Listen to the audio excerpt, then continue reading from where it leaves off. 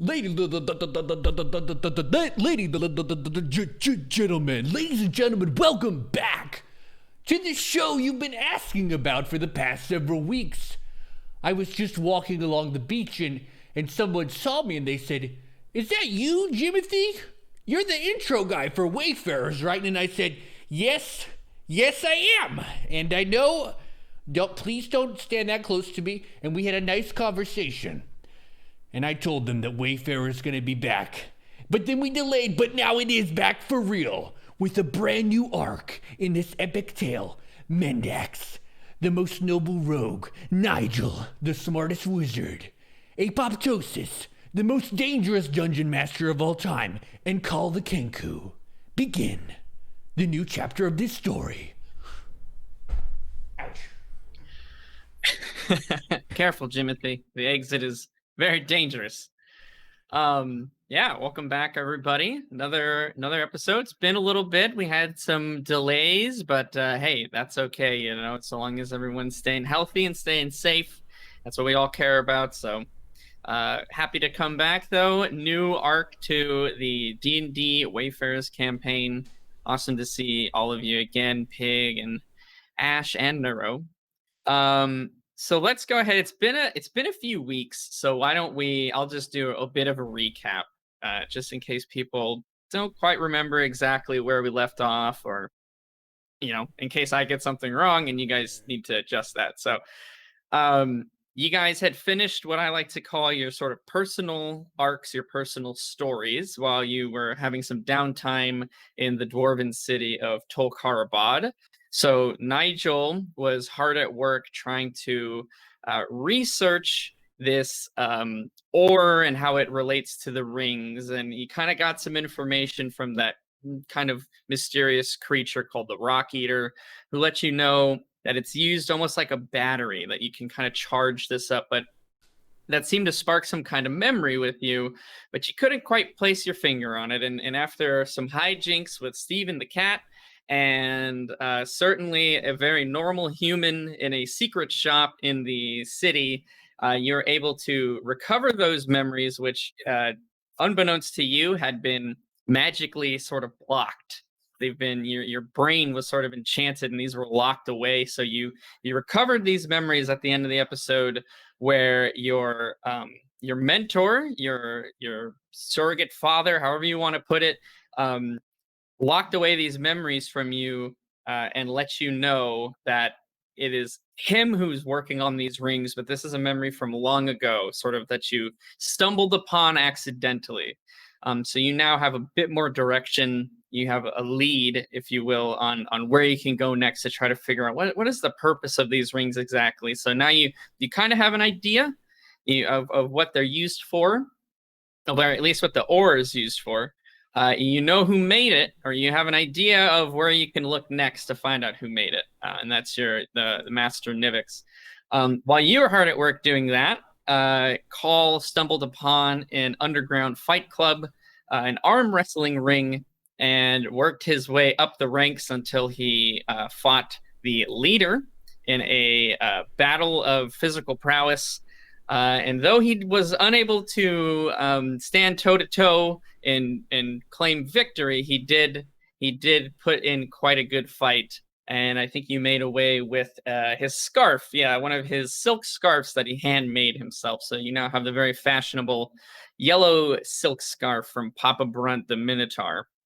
And while you were doing that, Mendax got caught up in sort of the local thieves guild. Certainly just happened to happen, you know.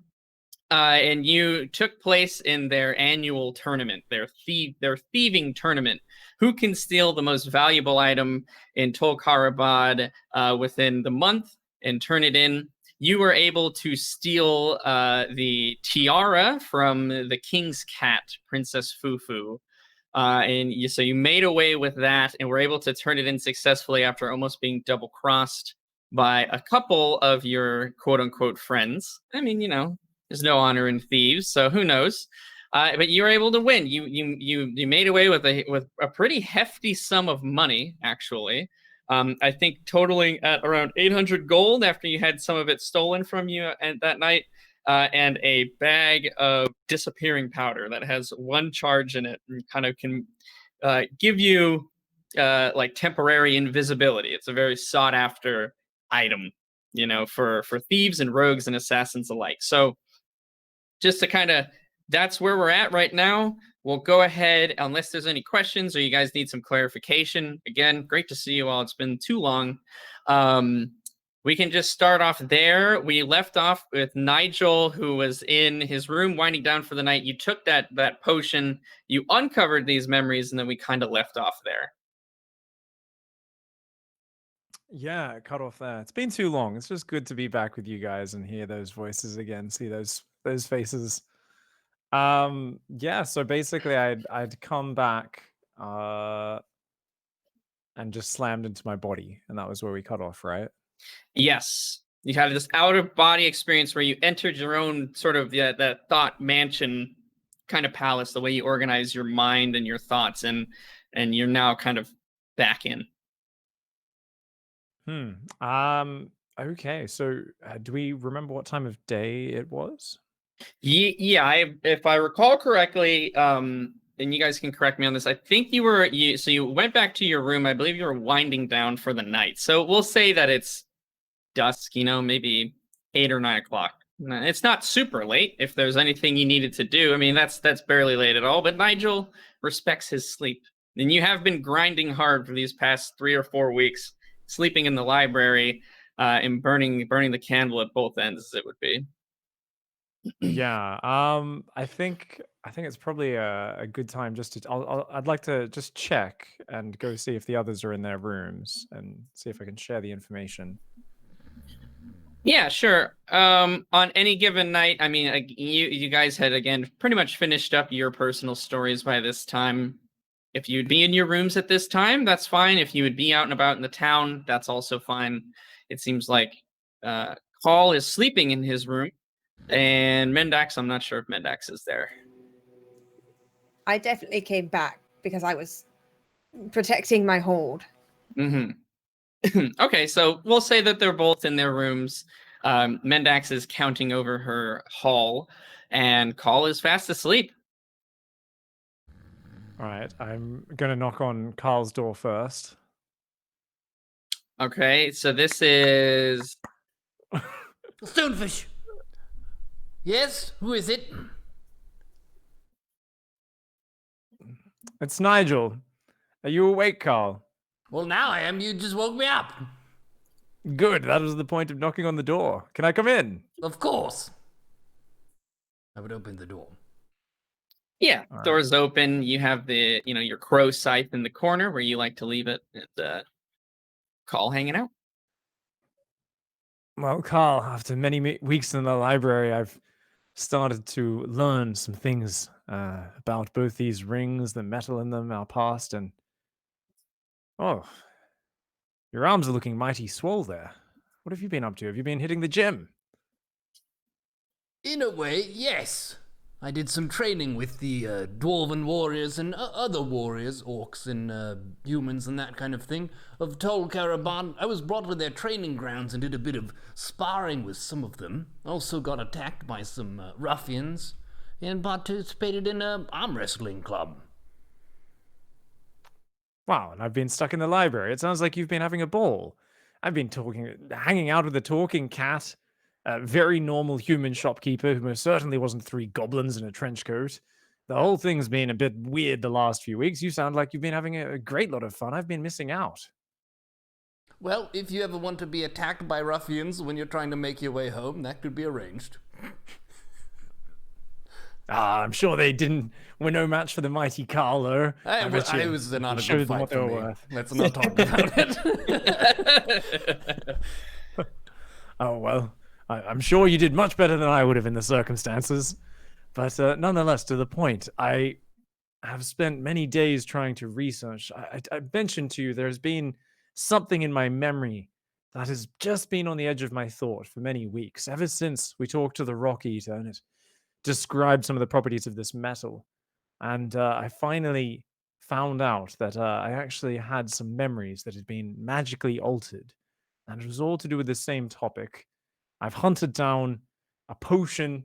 I've literally just taken it in my room, and I've just gone back and unlocked a memory where when I was only a young boy studying under the Master Nivix, I was reading up about soul stones, their crafting, and the great powers within them. I'd managed to sneak the book out of his restricted book section. He caught me, got super mad, and basically obliterated my memory. And in its place, he told me to come and see him if I ever remembered this. What's a soul stone? I wish I could remember more of it, but to be honest, it's definitely something which involves great powers, and I can't say I'm too much of an expert at it, Carl, but it seems that it shares properties with this purple ore that these rings that we've been cursed or gifted with, I'm not sure which one, it seems to be somehow related. We'll say, from your memory, again, it's a small only snippet that you have from that. And from the tidbits of information that you read at the time, it is some super forbidden magic. This is some heavy shit. This is not for wizards to fuck around with, and is considered kind of evil in a way. Kind of on a plane with necromancy, I guess. Yeah. Almost even farther than that. Necromancy resurrects the dead, so it's just inanimate corpses. This is literally capturing souls. So you're saying it's a very time. morally problematic kind of magic. A little bit. It's we'll put it in the moral gray area at best. Something no self-respecting wizard would let it be known that he was involved in. So yes, it seems like there is some dark efforts afoot, something. But I think at the end of this, I was hoping to have more firm conclusions, more knowledge of this. Realistically, though, I simply know that more knowledge will be found if we can find my Master Nivix. Do you know where your Master Nivix is? Are you familiar with the geography of our land? Because you would know that we are very close to the southeastern tip near the coast. It's pretty much as far on the opposite side of the continent as it could possibly be, is where the Lonely Spire is. It's a very long journey from here. I'm not familiar with that area. Did you travel all the way from there to here? He may have just popped me out of a teleporter into the middle of nowhere and sent me off on my way. My master did when he sent me out to explore the world. But yes, I've traveled a little bit, but really not very far, and definitely a journey of that distance would be very, very arduous. We've been through some arduous shit so far. I bet we could handle it. Can I would I be able to estimate like how many weeks of like walking it would take to get? Absolutely. If you were to walk and travel, and you're no horseback, nothing like that, it'd probably take you about a year to a year and a half to get all the way from where you are to the Lonely Spire. Okay. So that would be You're about... literally traveling across the entirety of the essentially known world. That would be about 18 Wayfarers episodes. Yeah, it'd take a little while. I will say, so to touch on a little bit what you said before, Pig, yeah, you were at the very, very start of this adventure, sort of teleported to what you assumed was just a random location. Teleportation in this world that I have, it's not necessarily traditional in all D&D, but in the world I have, teleportation is pretty rare. That's not something that everybody can do. For someone like Nivix, who is one of the greatest wizards in the land, he would be able to accomplish that. Even for him, it would take him a little bit. He can't just will it into existence. There exists kind of like mage covens, groups of them that usually, if they do have to teleport objects or people even, it takes several of them working together. There are other kind of artifacts that come to mind. Again, they're pretty rare. You've never seen one yourself that have limited kind of teleportation capabilities like that. You could try looking into that. You could try to possibly rent or hire like a caravan, a ship even. There are methods coming to mind to try to reduce this travel quite a bit. Hmm. Yes, so I'll share that. Yes, it'll take, estimating about the time it took us from Lakewood down to here, uh, close to a year walking to reach it on foot. But of course, if we could get fast horses and change them out for fresh ones, that would be very pricey. That would cut down the time. Maybe we could somehow sail a ship, but I have no experience. I have no idea what the coastal route would be like. So there are other options, but it is definitely something where we could try to do that. Alternatively, if I can find powerful enough mage similar to my master, they may be convinced to help us teleport back over there. I've never been through a teleporter. Does it hurt?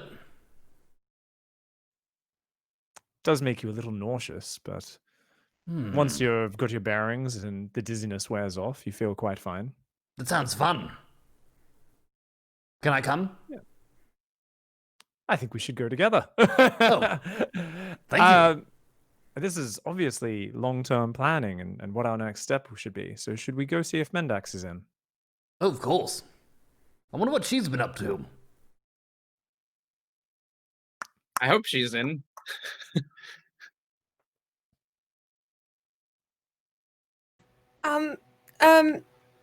It's just 1 second. No 1 problem. second. Nigel, look Wait, away. fuck, Look fuck. away. I think she's drunk again. First, I heard that. Okay. And also, second, you can't be drunk again if you don't sober up. So, fuck off. Okay, I hide my gold that I was counting and rolling around on, into my sack. And then I open the door very casually. Ah, you actually look quite sober for once, Mendax. How are you doing? Ha ha. I'm actually am sober and I'm fine. Come on in. What's going on? Hello. We were just wondering if you wanted to go on an adventure. Wait, like a further adventure? Yes. I thought we were from this one. Yes. What nature is this continuation, adventure? Some would call it a continuation of the same adventure. Well, we still didn't get these rings off. I know, but I rather like mine. I'm skeptical of mine. Is there any reason why? I mean, I don't. I know the people we got them off. The person we got them off was a bit of a shit, but so far they haven't done anything so terribly bad to us, right? Is a reason why we should be wanting these rings off right away? Well, I know I'm not as worldly perhaps as you two folks who've been out and about, but I did once read the memoir of a great divorce lawyer, Arborius Rex, and in his writings in old age, he actually wrote on length about what he thought it was that led to a lot of unhappy marriages. And he said the one common theme was when both sides were incredibly clingy and wouldn't give the other any space or live their own life. And to be honest, a ring which refuses to get off my finger gives me the same sort of feeling. It doesn't seem so bad now, but it could creep up on us. Nigel, we really need to get you a girlfriend if you consider this ring your partner. Do you think we could try using a divorce lawyer to get these off? That would cost. Divorcer of magic cursed rings that won't get the hell off my bloody finger, perhaps. You never know. Wisdom comes in all forms and all places. That's true. I mean, I'm going to say a solicitor probably can't get these off your finger, though, but if you're having this much of an issue with it, and, why not? Let's continue this adventure, but wait, before I 100% commit, where exactly is this going to continue to? Because if it is in search of a magmalisk, you're both my friends, but I am right out. Well, he wanted to go through a teleporter. Yes. I've never been through a teleporter. I want to go through a teleporter. I've never been through one. Have you been through one? I've never been through a teleporter. I've heard of teleporters. Does it hurt to go through a teleporter? That's the first thing I asked as well. I feel like it's a reasonable question. It doesn't hurt. I mean, it makes you a little nauseous, but you get your bearings very quickly. And I hear once you're used to it, there's almost nothing at all. You just jump through and you're in another place, just like that. I mean, that is what teleporting generally means, isn't it? You jump through and you're in another place just like that. Then why did you think it hurt? Why are both of you so afraid? Well, it could still hurt. I don't know. Do you get squeezed a bit for it? I'm sorry, Mr. Wizard Man. Coming into my room in the middle of the night asking to teleport me to God knows where. Wait, does God know where we're going? Is there a God? I thought there I were believe several. there's many. A plethora, some would say. So, I will share all the information that I've just told Carl and just retell the whole little story so that you are filled in as well, of course. We're not keeping you in the dark about anything. So the Lonely Spire, where my master resides and where I was grown up and trained, that's on the far side of the continent, a very long journey away. So we have a few options to get there if we do really want to figure out what is going on with these. We could try to get a boat, ride very fast horses for weeks and weeks and months on end, walk for the better part of a year, or hopefully find our way to some sort of organization of wizards and sorcerers who may be able to teleport us. So, Mendax, real quick, you're a person of the land. You have traveled far and wide with your acting troupe. You know that it will take at minimum a year to year and a half. More likely the year and a half end if you're going to walk. With how quickly your troop moved with horses and caravans and things like that, it was still a very arduous task. You know that the boating and things like that for the southern coast is pretty dangerous. And the reason for that, I don't know if Cobra, you can throw up the area map real quick of the whole continent. I mean, this was a long time ago, but to refresh your memory, the southern end of the continent in the bottom right, that's all, again, this kind of just lake of fire. And then to the left, like the bottom left corner of the continent is like a corrupted undead zone kind of thing. So yeah, it's not very safe to travel by boat on the southern end of the continent. Oh, good. Okay, so just so that we're on the same page, you were led to a shop by a cat, and you got a magic powder that you took, got really high, remembered some things, and now we need to travel probably on a boat past either a lake of fire or a giant undead zone. Well, his name was Stephen. I don't think he likes being referred to by his species, firstly. Secondly, it was a potion. I think if it was a powder, it would have been a lot more palatable. It tasted absolutely terrible. But yes, it did jog my memory, or in fact, quite precisely break down a magical obstruction within my mind. And I think this is our best lead. It's something, though, where we can, this is not a journey that's going to happen overnight. So we can find the best course there. We don't need to necessarily beeline directly in that direction. I also have realized that these rings do actually have more use than we may have originally thought. Have either of you had any opportunity to experiment or to gain any utility out of your rings? I did. I punched someone in the face, and it hit them. Ah. I guess if you punch them hard enough, it might even brand them. You can see mine still has this spider engraving kind of imprinted on it ever since we took out the broodmother. Is yours the same? Yes. And yours, Mendax? Yes, mine too. Mine as well. I love it when accessories update.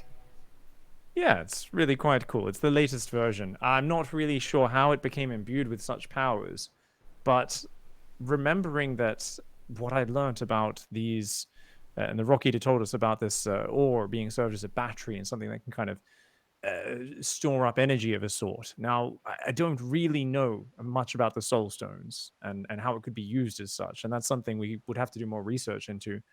But I can do a small demonstration and show you what I've figured out here. So I'm going to pour the ring out, and I'm going to pour a first level spell slot of energy directly into the ring.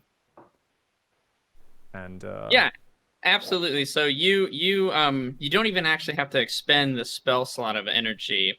It's kind of it's the best way to explain it in terms that your kind of character understands is you're focusing your energy on it, and it sort of is activating it. It's a magic item. It has its own resource of power. So all you have to do essentially is focus on it enough to get it to go, as it would be. So when you do that, you kind of make a big spectacle. You roll up your sleeve. Is the ring on your left hand or your right, by the way? I can't remember. Left hand. So you roll up your sleeve, which again, you still have that black tattoo of the "Do not lose the spoon" written on your forearm, and you pour in some of that magical energy. You focus on it, and from the ring, almost it looks like the pores of Nigel's hand starts to drip like a green kind of sweat, like a venom almost, and it starts pooling in his hands and sort of overflowing and dripping onto the ground. And it does that for probably about 5 to 10 seconds or so before it begins to dissipate. Where it does hit the ground, it's stone. You hear a bit of like a sizzle. It doesn't corrode through necessarily, but it definitely leaves a mark on the floor. But his hand is fine. It's unscathed. So you're saying these are rings of messing up the floor? Yes, or if somebody's face is underneath your hand, you could mess up their face. They're going to think I did this to the floor in here now. Oh, it's only a little scratching. I'm sure the dwarves will fix it in no trouble. They're masters of masonry, after all. But check it out. Isn't this incredible? It's some sort of acidic poison goo, and it seems rather caustic. The fact that it can damage stone. I mean, this is something which surely we could use this to coat a blade before we go into battle, or some way of imbuing our weapons with this, using it to strike the enemy. Though, actually, it could be a little dangerous if it does end up just eating away at the blade as well. So maybe it's best only used to put directly on the enemy. We may need to test it further. Can I try mine? Most certainly, though I'm not sure I can explain how to do it, as you are not a wizard. Icky sticky goo, go. Icky sticky goo, go! Yeah, as beautiful as that chant was, if you're just doing words, it's not gonna do anything. I think you need to try to focus your mind. It should hopefully be attuned to you, and if you can try and direct some of your mental focus or your energy or your spirit into it, while you're also doing your very awesome song, it could work. Icky sticky goo, go! Icky sticky goo, go! Okay, well, I'll say that is more than good enough, and you've had now some practice activating other magical items, so you kind of are with the same way that you use the scythe to teleport, focusing on it, and you have a masterful rhyme to boot. So I mean, how could it not work? Yeah, from the sort of crevices on your hand, again, you have some scratch. Actually, question: was the hand that you're doing arm wrestling with, is that the same one that you have your ring on? Yes. Okay, so it's kind of mangled a little bit. I mean, it's not like broken, but I mean, it's certainly like you've got scratches. You have bruising, all sorts of kind of. Your hand's a bit fucked up. Just let's leave it at that. But from the like patches where some of your feathers are missing, you can see that same sort of green sweat venom dripping off of your hand. It's a really weird sensation. It's almost like a cooling. As if you stuck your hand in like a ice water or something like that.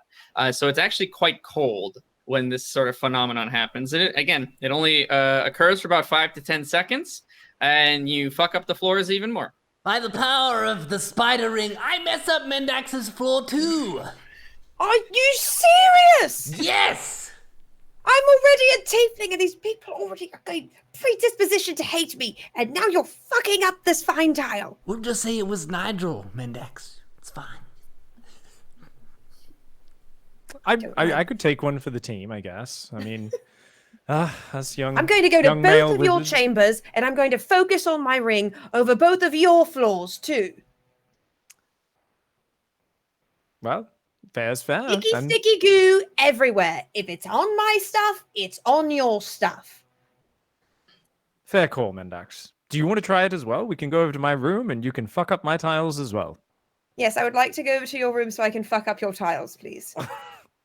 Awesome. You guys head over there. Where's the gold, by the way? I'm just curious. It's in my sack in my room. Okay. Okay. So we're in Nigel's room, right? Yep. Okay. Then I'm going to highly focus on my ring. And when I'm looking at my ring, I'm going to focus all of the rage I felt when that little shit Smiggles tried to kill me. Tried to steal something that did not belong to him. Totally rude. And I'm going to focus all of my energy. And in my head, I'm going to recite Carl's chant, but I'm not going to do it out loud because I'm not actually too sure that wasn't what made it work. So, hedging my bets. And I'm going to hold my hand over his pillow. Sure. Nigel's pillow. Yeah, absolutely. No worries. Whether it was the intent to kill or the rage that you felt when dealing with Smiggles, the venom, which does activate from your ring, behaves differently. Before, with we'll say Nigel and Call, they were both kind of just venom, go, kind of scenario. You have a bit more focus with your mind, and you have a very specific emotion and intention here. The venom actually coats your hand. It doesn't start dripping off. It's almost like a glove that stays on there. It's almost like, think of it like water, except for like surface tension all over your hand. So it coats it and it stays there. It lasts longer than the 5-10 seconds that it was lasting for the other guys. I don't know. I'm just gonna slap the floor with it while it's still working. Yeah, And you wipe it you off on the slap, tiles. yeah, you slap the floor with it, and it does dissipate when you hit the ground, and it does fuck up the tiles. Why was my goose stickier? I don't know. What did you have for breakfast? I actually didn't have breakfast. I don't believe. Did I have breakfast? I don't know. I've had a lot of dwarven ale since I've been here. Things run together. Well, you should remember to eat. It's not all about booze. First of all, that's offensive. Second of all, also probably not incorrect, but third of all, what were you thinking about? Did you just chant that thing and it started working? What exactly were you thinking about when you were working your icky sticky goo magic? I was thinking about messing up the floor. I simply poured magical energy into mine. I may have been thinking about messing up someone else. Do you Allegedly. think it was fueled by rage?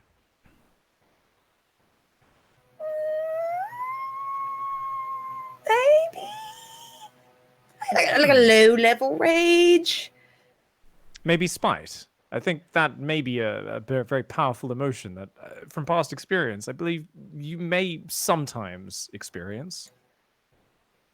I mean, that's sometimes true, I guess, at low levels. It would be fascinating if that somehow affected the nature of the ring and its poison. Can you goo more than once in a day? Well, if you're hydrated enough.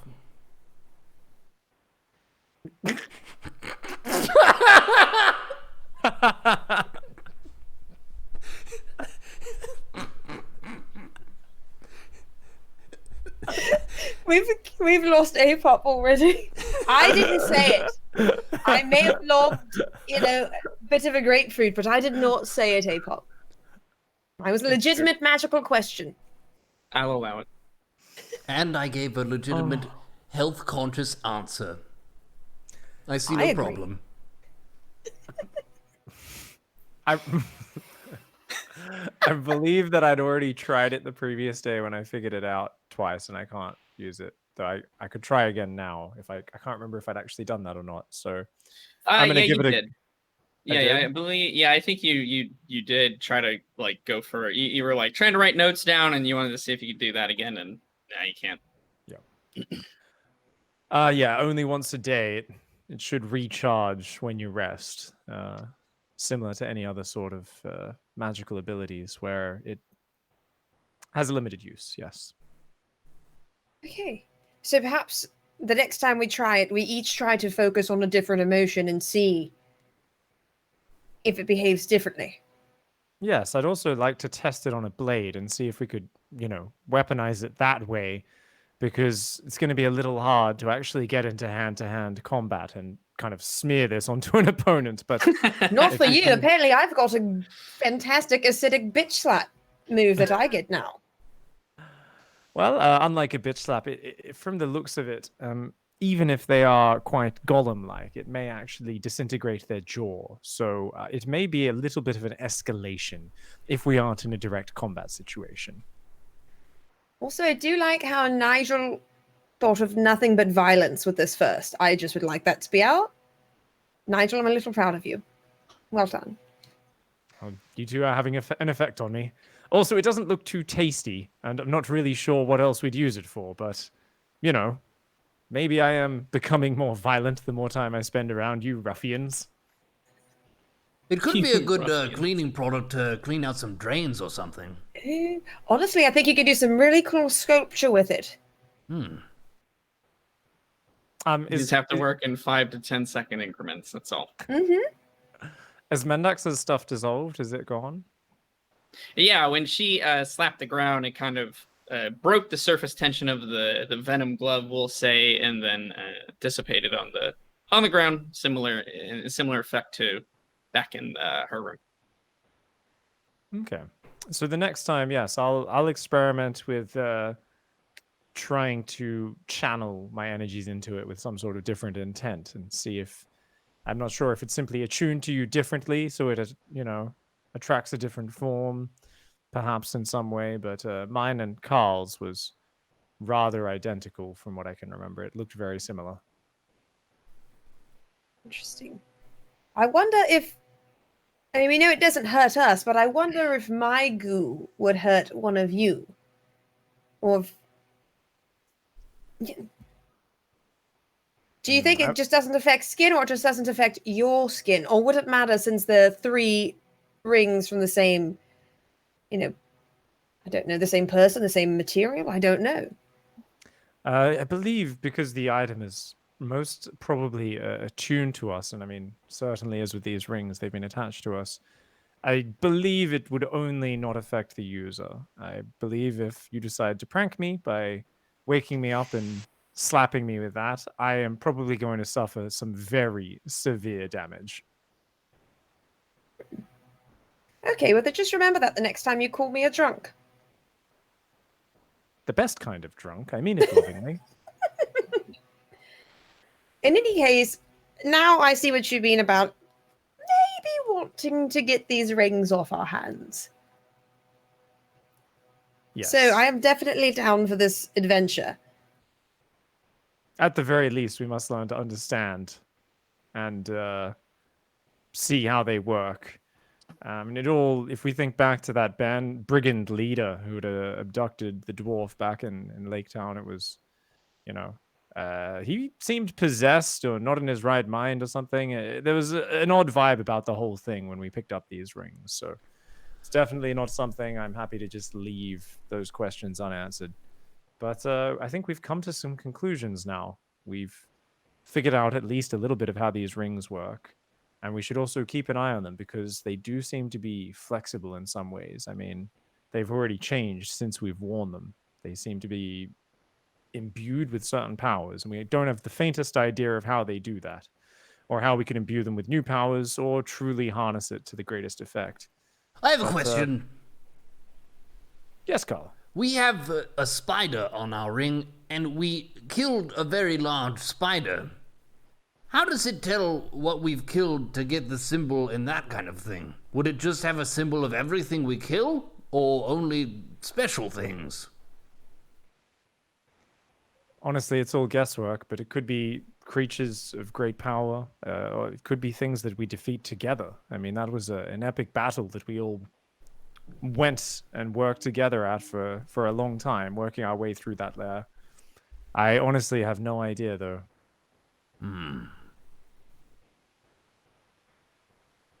It's fun. Well, what's fun? No matter what. So we need to get to the spire. Obviously, walking, not a good look. I've been all over the place. As many shoes as I get, I don't think I can steal enough for them to not just be completely worn out, except for maybe yours, Nigel. I feel like your shoes are going to be fine no matter what. Yes. About that, by the way, in order to unlock the memory block, the enchantment on my mind that my master put there, it was not a cheap endeavor. So I hate to be that guy, but you two may need to spot me the next time we come into any sort of monetary issues. I may have spent every last coin I have, and also literally traded these shoes off my feet, the same ones that you stole, in order to get that potion. It was a hard bargain, and I had to haggle hard to even get the potion for such a price.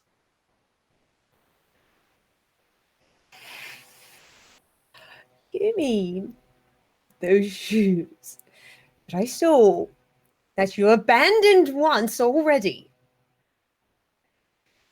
that we managed to steal back after I helped save you from that fucking spider, and you just give it to a totally human, definitely not 3 goblins in a trench coat?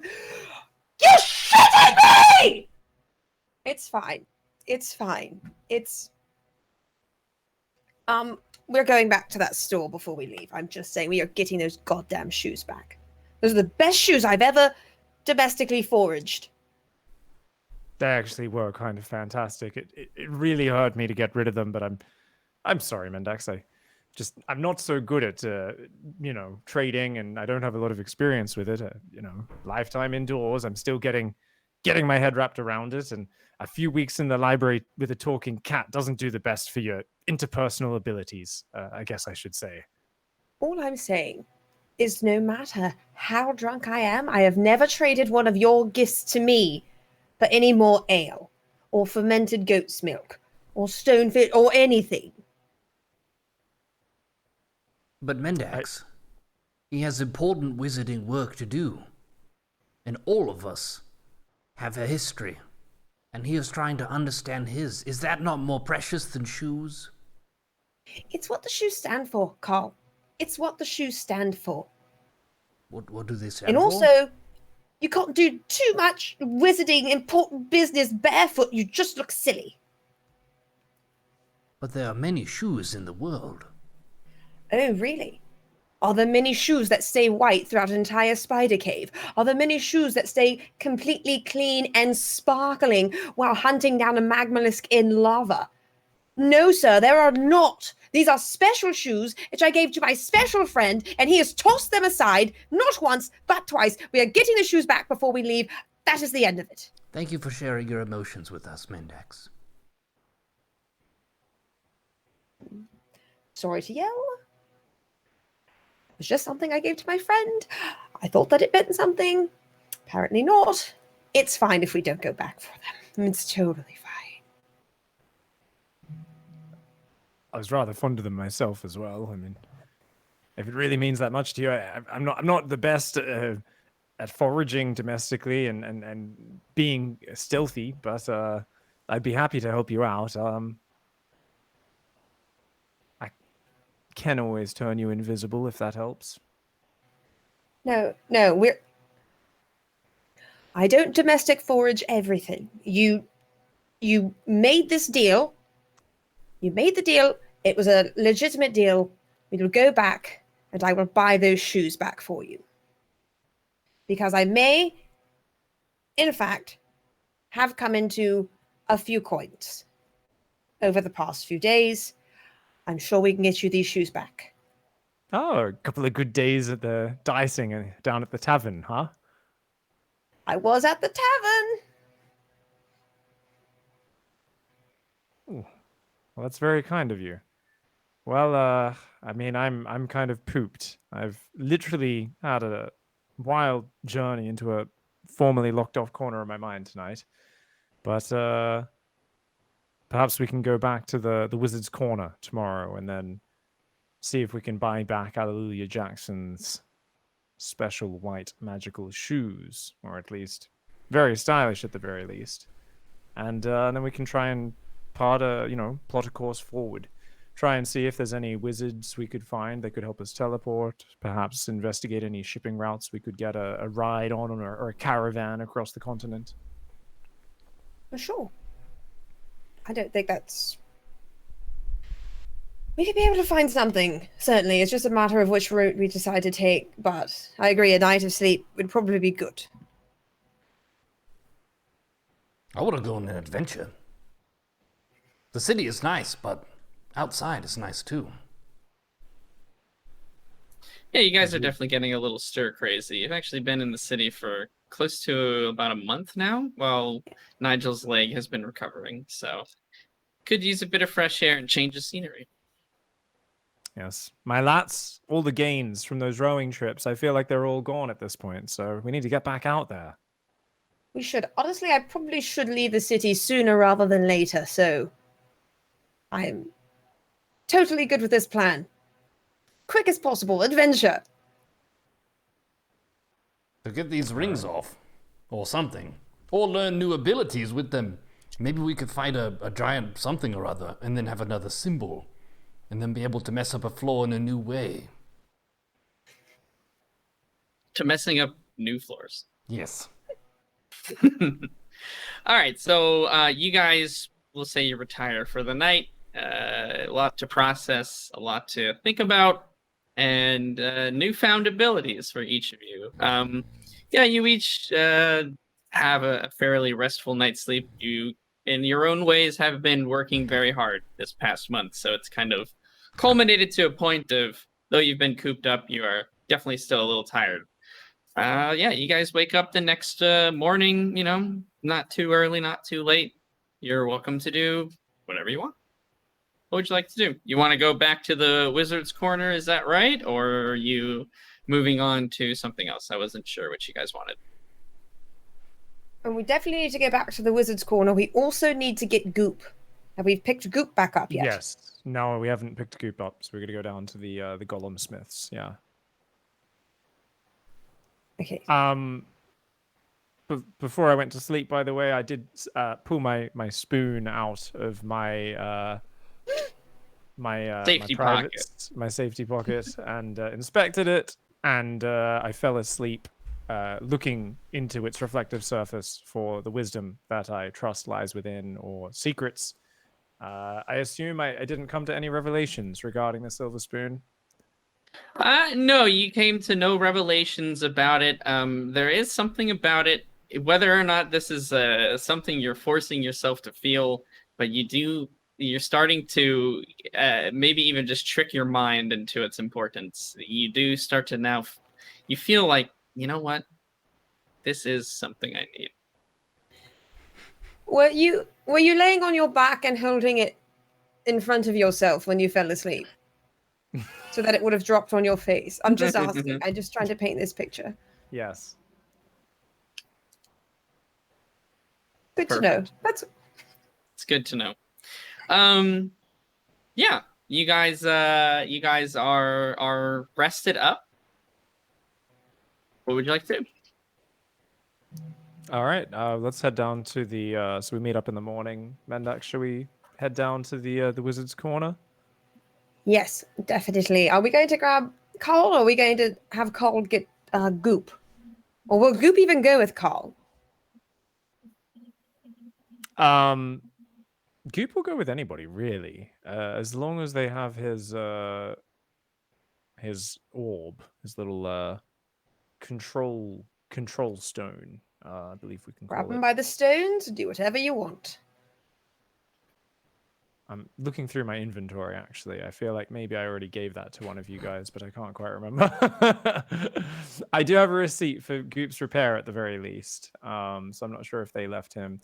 Black spherical magical stone. I believe that's his control part. So I'm going to actually change the name of that to Goop's Black Magic Stone. All right. Yeah. So I mean, I can always give that to Carl. There is always an issue that it is a secret store, so I didn't really fill you guys in on this, but the Wizard's Closet, it is kind of literally a closet crammed in behind an illusory barrier. I'm not sure that you'll be too keen on multiple customers coming in at a time, but I could definitely have a go at seeing if we can get in again together. I can give you the gold. I can give you some gold, and you can try to buy back those shoes. We'll see if it's enough, and if it's not, then I will burn the shop to the ground, and I assume the shoes will probably still be there. Oh, Mendax, you found some work while you were in the city. I thought you ran out of gold. So I found some work in the city? Yes, some work. What was what job did you do? Oh, I'm sorry. Just 1 second. I have to count out this gold to give to give to Nigel. Take your time. Nigel, do you think 50 gold would be enough? Honestly, in the end, I think he was originally asking for something obscene. May have been 200 gold or something crazy like that. Ended up paying the shoes and 47 gold for it. Now, I don't think... So the shoes would at least be 150 gold. I will give you 200 gold. Get a better deal. Worth it? They are just shoes. I mean, I don't know if even 100 gold feels like a little bit too much for some shoes, as stylish as they are. 200 Did you really gold? just say they're only just shoes? I'm going to pretend that I didn't hear that. I mean, I'll put as much work in as I can to succeed and get them back, but I mean, think about all we've been through in the past for a mere reward of 10, 20, or 30 or 40 gold pieces. 100 or 200 gold. I mean, that's a fortune. Think of all the potions you could purchase. It doesn't matter to me. Those shoes are a mark of our friendship and of all the adventures that every step of the way that we have all been together, those have almost the entire time been on your feet. And I gave them to you as a friend. And I want my friend to have them. I don't want a stranger to have them. And I'm trying to do the right thing by buying them back. If you would like me to domestic forage them, I am happy to do that as well. Well, let's see if we can get in. I don't think domestic foraging is going to be the way to go, since it is a magically protected store, but... All right, I'll bargain as hard as I can, and a 200 gold absolute last offer, you say?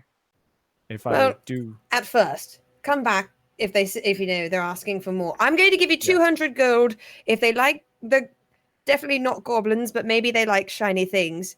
I'm going to give you I have a silver ring. You can have the gold and my silver ring to get your shoes back. They do like shiny things, that is certain. Shoes, gold, gold, gold. Shoes, gold, shoes, gold, shoes, gold. How much gold? Those are great shoes. Okay, can we move on now? It's hard to move without shoes on your feet. Without proper footwear, you're slowed down. I've given Nigel the gold and the silver rings. Now he can go to the store. All right. I will head back to the Wizard's Closet then. Let's go. Okay, so you leave the room and from kind of falling asleep at night and hitting yourself on the head with the spoon, you leave it actually on the table, and as you exit the threshold of your room, you start to feel an itch on your arm where your tattoo is. And actually, if you look at the stream, one of the wonderful viewers of Wayfarers commissioned this artwork from Netherbat for Nigel Spoon in his in the wild, if you will. You feel an itch. You feel almost like a slight burn on your arm where that tattoo is what we'll call it. And you kind of remember, it's kind of pushed to the front of your memory, the spoon that's on your nightstand. And you walk over to it, pick it up, and the itching and the kind of slight burn dissipates. Fascinating. Either I'm turning a little bit stir crazy, or this may in fact be a magical tattoo. Either way, I'll once again tuck it back in my most safest of prison pockets and make sure it does stay safe as I head off down to the wizard's closet. Excellent. Okay, so you have a spoon in tow.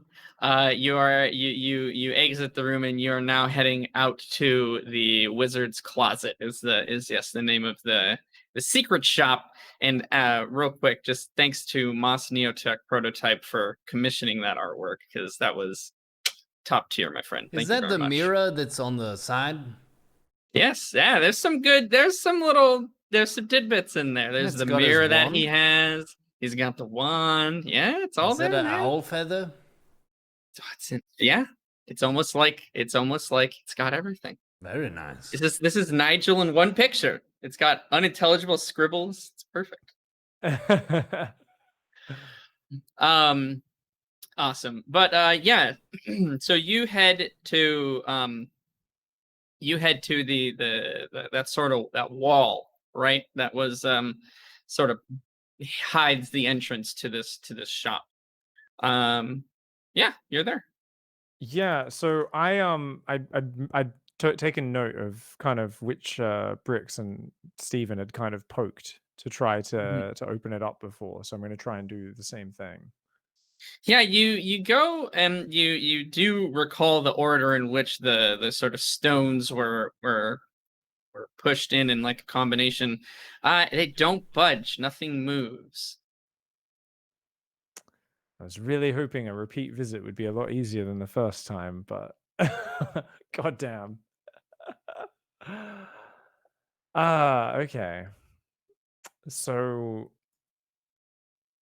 did you stay behind Mendax, or did you kind of come down to the alleyway with me? I followed. I came down to the alleyway with you. I didn't go all the way up to the door because I didn't want to be, super shady looking, but I've been watching you not going inside a closet.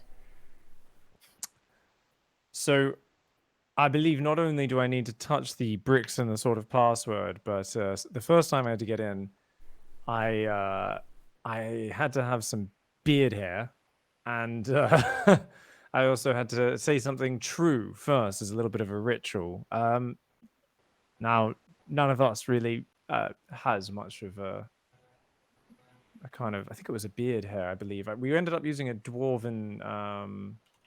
You should still have the note, which I believe Bumblemore McFumblestumble gave to you, which had the three things you needed, which were beard hair from a drunken dwarf, a secret, and a cat.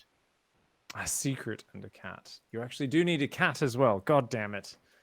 All right, Mendax, I was a bit excited. I may have forgotten just how complicated it was to get in there in the first time.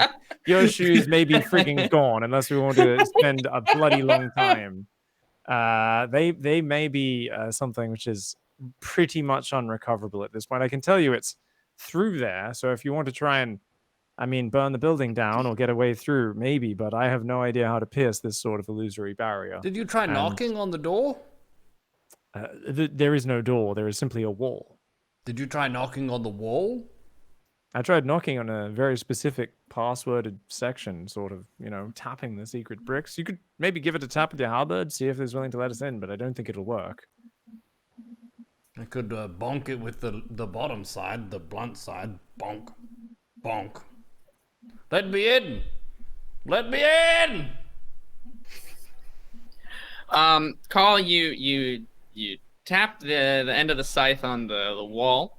It makes a very clear and true sort of clang. Nothing happens. You are a stranger to the shop. Okay. Oh, I have an idea. Oh, what's the idea? Nigel, what's on the other side of this wall?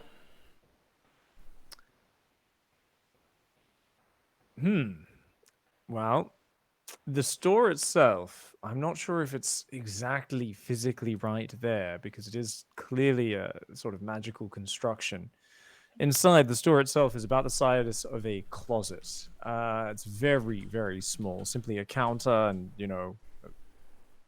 it's almost like you're in a rather, a nobleman's walk-in wardrobe or something like that.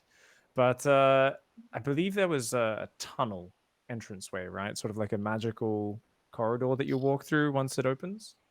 Yeah, it's sort of magic. You didn't quite take the time to. You could figure probably as much, but darkness that obscured vision inside, and sort of like a one-way mirror, if you will.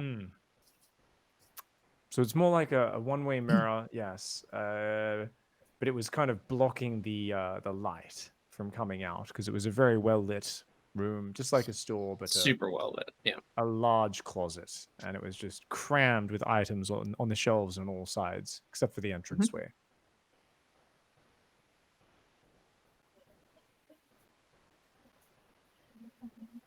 So if you're set on it, we can split up and do it. I can see if I can find Steven and see if he's willing to take me back for a return visit, or we can try and kidnap a random street cat. We also need beard hair from a drunken dwarf. Mendax, I think that's something you'd be able to handle quite easily. And then we can come back and Carl can perhaps share a secret. And we can hopefully gain access. We can do this. I can get a beard hair off of a drunken dwarf so quickly. It's All right. not even funny.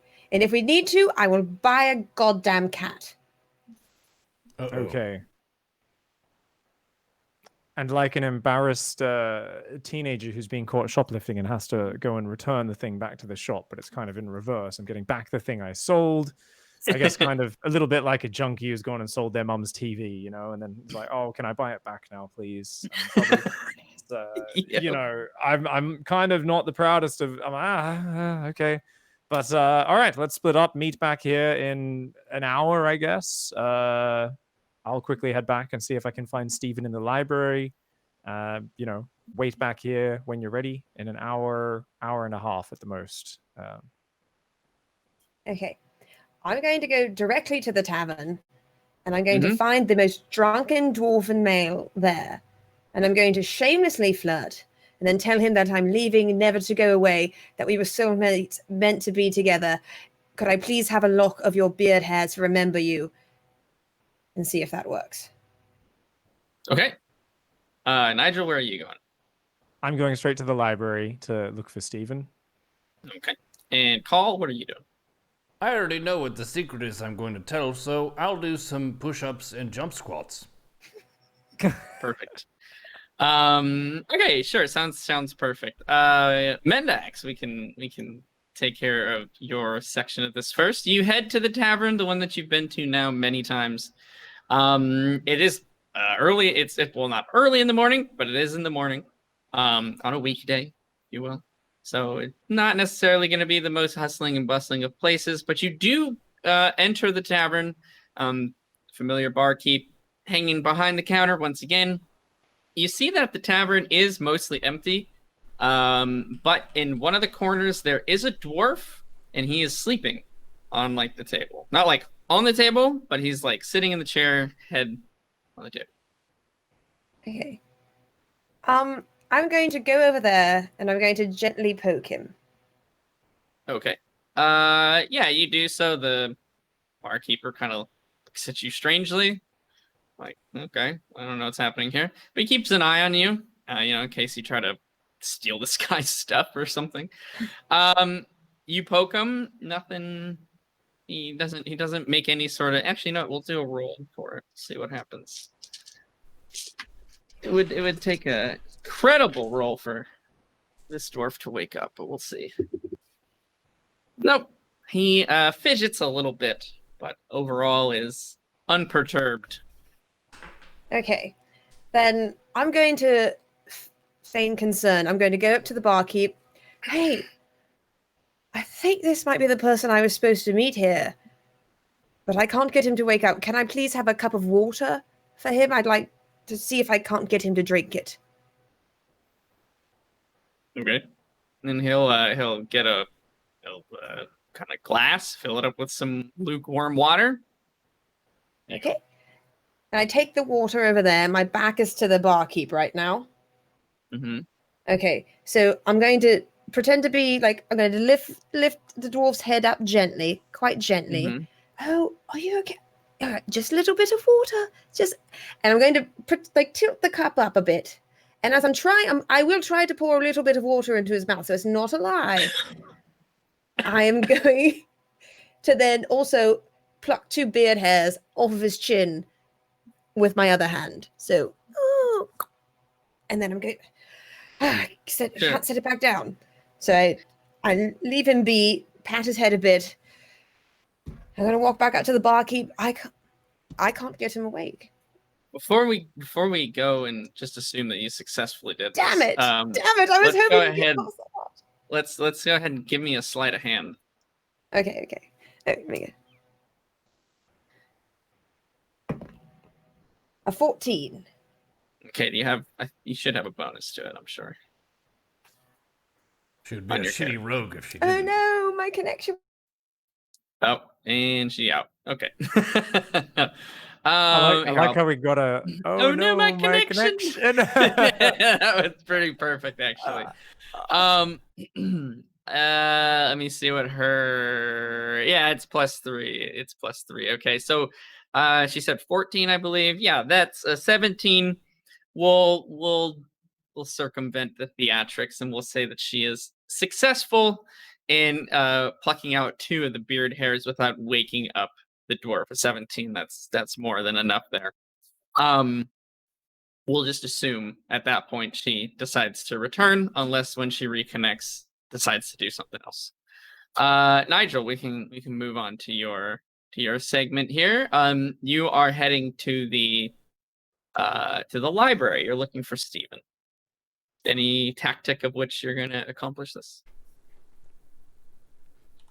I'm going to meekly, but trying to project my voice to call out, Stephen, Stephen, and I'm going to just walk around at a brisk pace, ask the librarian if they've seen the cat, and same thing if I run into a Stumbledore at all. Stumble mumble, jumble dumble. Fumble more, McFumble stumble. Okay, sounds good. Let's see if you can. Let's see if this will work this way. Can you give me an investigation roll? All right. 19. 19. Okay, that's And, excellent. Actually, I've got a plus as well of 5, so 24. Oh my god, 24. Absolutely. You set out into the library hunting down as if you were looking for a suspect.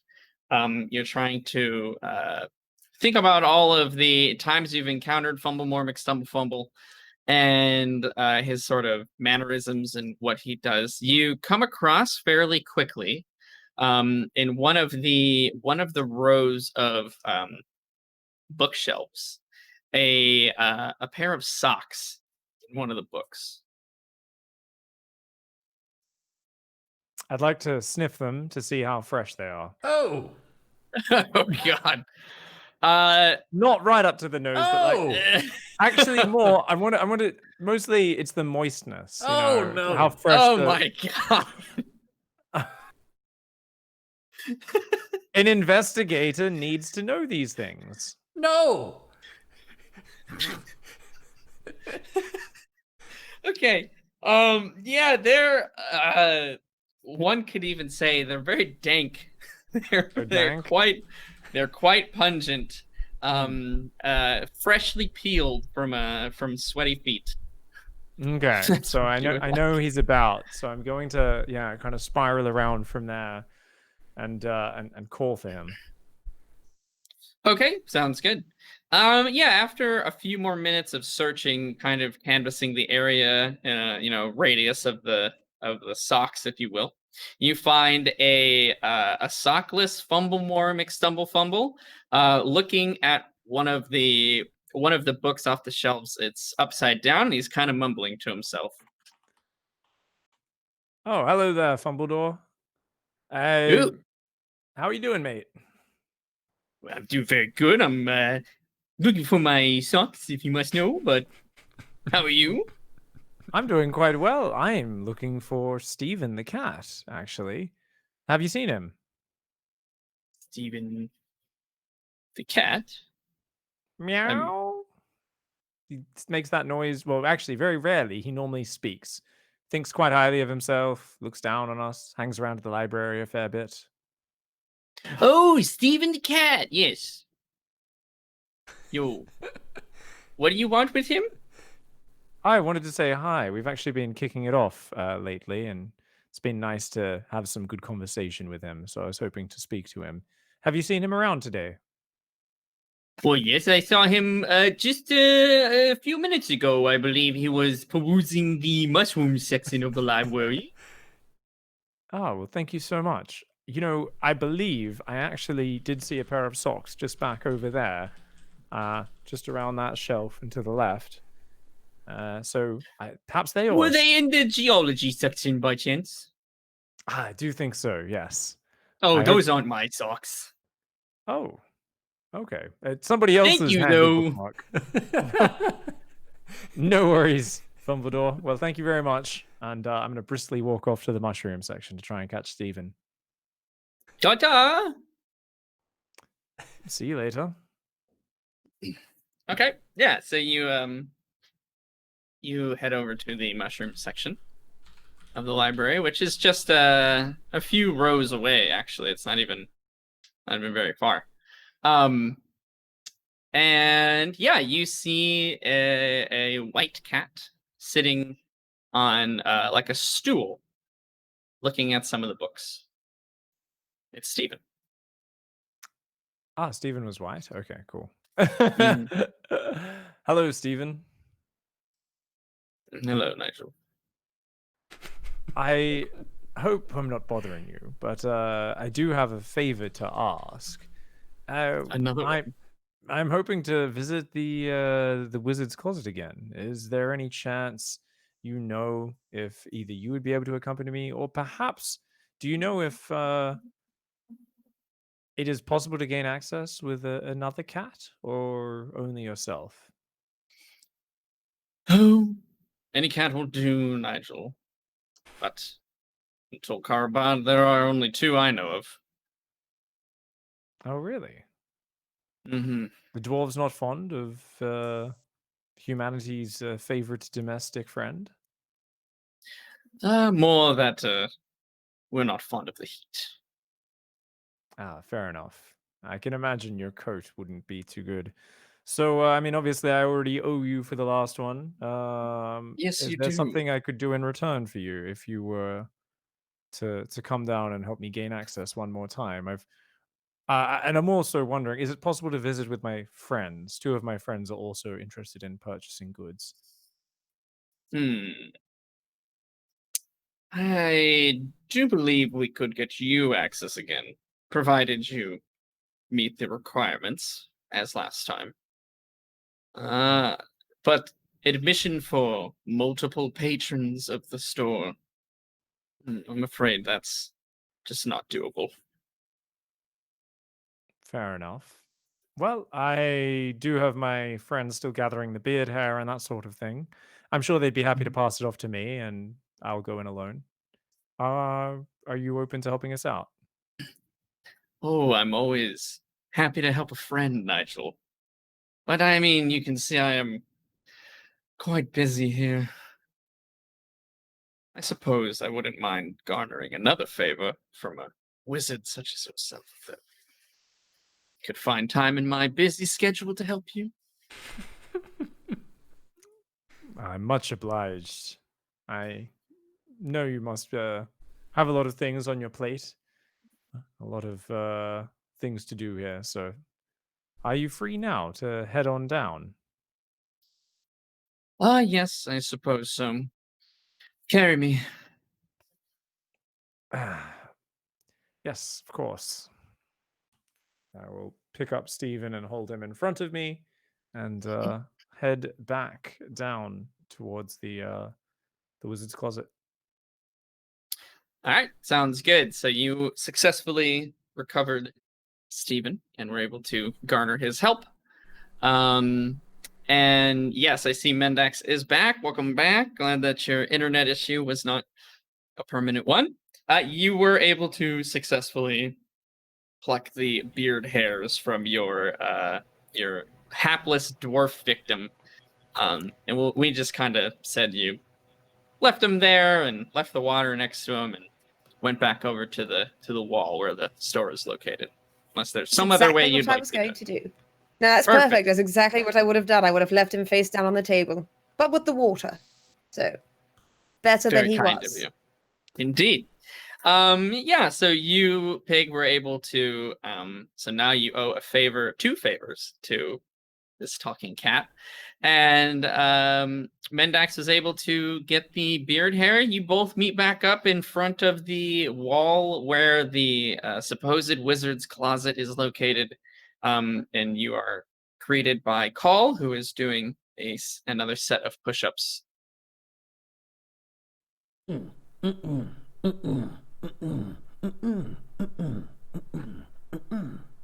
Have you been working out this entire time? Yes. You said I needed a secret, but I already know one. I didn't need to do anything. So I just worked out. Damn. I'm gonna glance down with a little bit of listlessness at my own biceps. Well, anyway, Carl, this is Stephen, my friend who's gonna help us gain access to the library. Stephen, this is my comrade, Carl. Hello. Meow. Indeed. So do we have all of the ingredients? Yes. If you two could just stand over here just for a moment, I'm gonna walk away off just out of hearing and consult with Stephen. So Stephen, the secret, is it possible for my comrades to come forward and offer the secret in the beard hair? I'll be the only one to come into the store, but are they able to be present? No, I'm afraid not. And whoever utters the secret is the one who gains admission. Okay. Is it possible for me to send my comrade in my place? He's a little better at bargaining than me. What? Am I? I think he walked away. I don't know if you can hear him at this moment. Yeah, What? we're out of earshot. I can't hear you over there. Just a moment, Carl. Perfect. Good recovery. Good recovery. Perfect. Stephen will kind of shrug his cat shoulders. I mean, anyone can really go in so long as they meet the requirements. Well, fair enough. Well, I appreciate you offering to go in with Carl, my comrade. Is it okay if I let him hold you and carry you forwards? I suppose. Thank you, Stephen. All right, I'll Mhm. walk back over to the group and Carl. So Stephen has said only one of us can come into the shop at a time, and I think if you'd like, you could go in and have a look, and perhaps you'd be a bit of a fiercer negotiator with this shopkeeper who is most certainly a human man, What and am I- definitely not three goblins. What am I negotiating with? And I'll hand over the purse. Nigel, yeah, you'll need to give him the gold and the ring. Yeah, I hand over the purse with here's the silver ring and 200 gold pieces, and you are trying to get the Alleluia Jackson's white shoes back. The silver And ring. Carl. What? Oh, sorry. If you get a good deal, you can spend the rest of the gold on potions. How much is the silver ring worth? We're not sure. I have no but idea. They do love shiny things, so I think it'll definitely go for something. It'll count into the equation. Very good. Well, I will try my best. I wouldn't say negotiation is my greatest skill, but, I have leverage here with these shinies. Definite shinies. And, again, if you get a good deal, you can spend some of that gold on potions for you. You should get something for your trouble as well. That sounds nice. I'm fresh out of gold. I spent the last on a strength potion. Well, All right, so you'll need to carry Steve, and me and Mendax will need to be down the alley out of earshot and just around the corner, so we'll wait down the alleyway for you two. I'll hand Steven over to Carl. Yep. And Mendax, give him the beard hair as well. And Okay. yeah. Hand the beard hair over to Carl. so I have the gold, I have the cat, and I have the beard hair. Now all I his need to name do... He's not just a cat. His name's Steven. Please be respectful. He'll walk you through it just as soon as we're out of here. Very good. Sorry, Stephen. I'm standing come by on. the... Come on, Mendax, let's go. So we'll kind of go down Okay. to the end of the alleyway. Okay. Carl, you're standing there with the cat and beard hair and some gold in front of a wall. Oh, Stephen. Do I just say the secret now? No. Does that mean yes? I don't speak cat. Do you speak common? He just meows at you. You've never confirmed that Steven could talk. So for all you really know, this is just a cat. I don't know too much about cats. In any case, I guess I will do the secret. Can you hear me from over there? I'm yelling at Nigel and Mendax. Yeah, no, I'm assuming their non-response means they cannot. Yeah, we're around the corner, I guess. Okay, I have a secret. When I was exiled from my tribe, I didn't show weakness. I showed resolve. And I set forth on my own personal journeys. But there was one night when I was walking through an enchanted grove. And I got very dizzy, and suddenly a hot-off ghost babe appeared. She was beautiful, and also very kind. And the way she looked at me was as if to say, "It's okay, Carl. It's okay if you're sad." And I wept, and I was sad. And I remembered my family and how much I missed them. But most of the time, I'm really tough. This is my secret. Steven will take the beard hair from your other hand or wherever you have it, and he'll hop out of your hands and he'll kind of slowly saunter over to the wall, and he'll push open like a couple of the stones, kind of rears up and taps a couple of the stones in order, and you see the similarly to other secret doors and entrances to the city that you've been through already, the wall starts to sort of shift and the stones sort of push in until it forms like a pretty perfect rectangle, and the stones slide out of place, and you see just like a veil of darkness. And Steven the cat goes in. I will follow. Okay. You go in, and it's pretty much it's almost like walking through a curtain, pretty much. You walk through, and instantly you're met with a barrage to the senses. All sorts of different smells, lights, colors. There are all manner of trinkets just strewn about in a very cramped, enclosed space. It doesn't seem like you could physically fit more than one person in this store. You're pushed up pretty much right next to a counter, and on the other side there is what just looks like to be a big trench coat with a hat on the top, You can't see past. You can't see a face or anything. But it's kind of, the trench coat is kind of lumpy. There's like, it's poking out in other weird, strange ways. But you see all manner of vial. You see potion. You see different types of dried and looks like bones that are wound together, jars with mysterious looking like eyes and organs and all sorts of just kind of crazy stuff that you have zero idea what it's for. You don't give me a perception check. It's very, very cluttered, there's so much stuff happening here. We'll see what you get here. 8. 8. You don't see the shoes, but that could just mean that you miss them.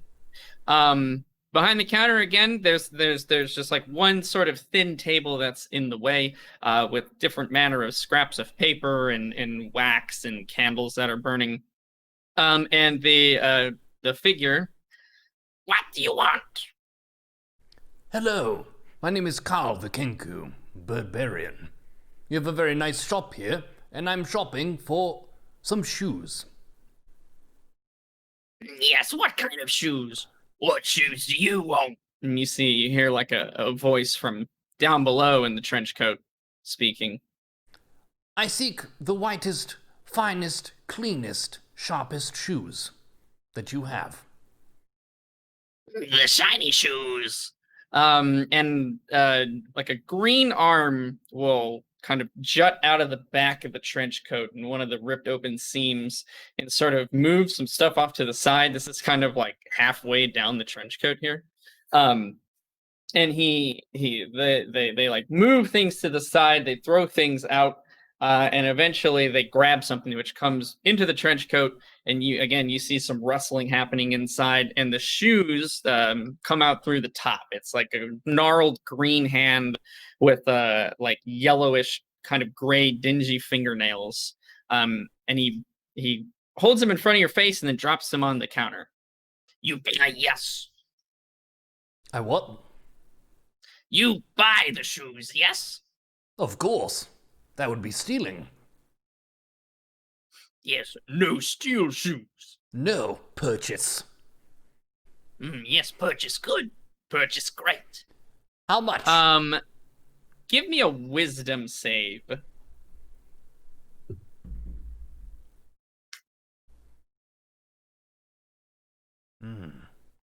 9. Okay. You feel something pass over you for a moment, but it's nothing alarming. Kind of almost like a breeze, in a sense. How much gold do you have? They gave me 200 and a silver ring, and I had no gold of my own before then. Okay. Let's see. You hear some kind of talking from 3 different voices inside of the trench coat as they kind of bicker. The top of the trench coat kind of folds over as if, it's kind of whatever is there is leaning over maybe. And they kind of straighten back up. The certainly human shopkeeper straightens back up. 300 gold seems fair. 300 gold. That's a lot of gold. Yes. Very shiny shoes. Very white shoes. Perfect magic shoes, even. What if we did a rush sale deal and you sold them for 150 gold? No, 150 no good. Too cheap. These are precious shoes. These are rare, exclusive. You're right. You find these nowhere. You're right. These are excellent shoes. It would be too cheap to sell them for 150 gold. I agree. You have a great shop here. And these are very bright and lustrous shoes. It's asking a lot. However, I'm willing to offer you 175 gold for these shoes. Give me a persuasion check.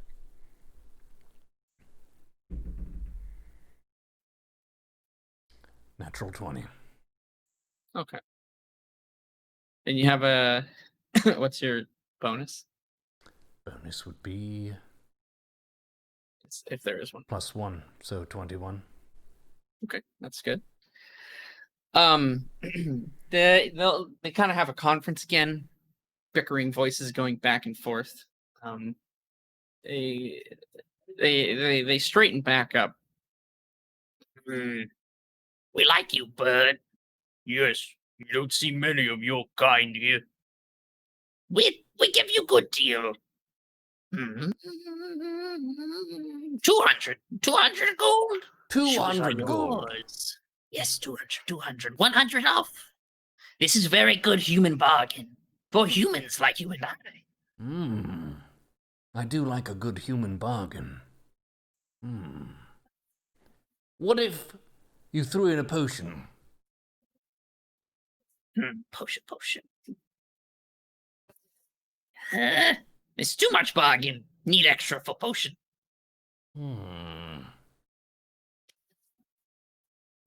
You have shinies? Let me Things think. to trade? Let me Things to think. sell? What about... I'll get the silver ring. This! Yeah, you procure the ring in such a way that a dazzling kind of blaze of light shines off of it from one of the many lights around. Oh, we see. Give. And like 6 hands come out of the trench coat. This is Trying to no grab ordinary for it. ring. This is especially shiny. You should be cautious. Many minds have been corrupted. It is too beautiful a ring. Be careful, and I will place the ring. Which hands do you pick? The top, the middle, or the bottom? The middle. Okay, the middle hands, the bottom hands try to slap the top hand or the middle hands away, and the top hands quickly dart down and grab the ring from the middle, and they all come back in. And there's a kind of visible tussle going on from within. It's almost like you threw a blanket over 3 kids that are fighting. And after a few moments and a couple of yells, they'll put the ring on the table. Yes, this ring. We can see the quality is of this rare. This is good. What potion do you want? Do you have anything related to speed or to strength? Speed or strength? Or One or the other?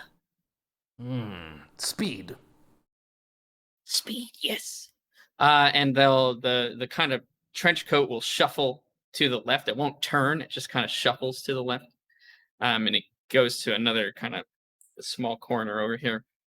And hands, once again, will come out of the coat and they'll kind of move things around. They're throwing just random things kind of in the air. Different sort of parchments, a couple of glass bottles with you have no clue really what's in it, but break on the ground. It's a very chaotic experience. It's still a little unnerving at times, even. But finally, they'll the hands will stop kind of reaching out for things. Oh, yeah, we've got it here. Yes, speed. And they'll shuffle back to the right, and they'll plop down on the counter. It's like a flask almost. It's like a it's not like a small vial or anything, so it's a pretty hefty sized flask, and it's of this really cloudy yellow liquid. Ooh. Almost like rotten milk is what it looks like really rotten milk. It has like a cord that's tied around the top and a cork that's in it with a seal of wax, and there's a skull and crossbones on the top of the wax.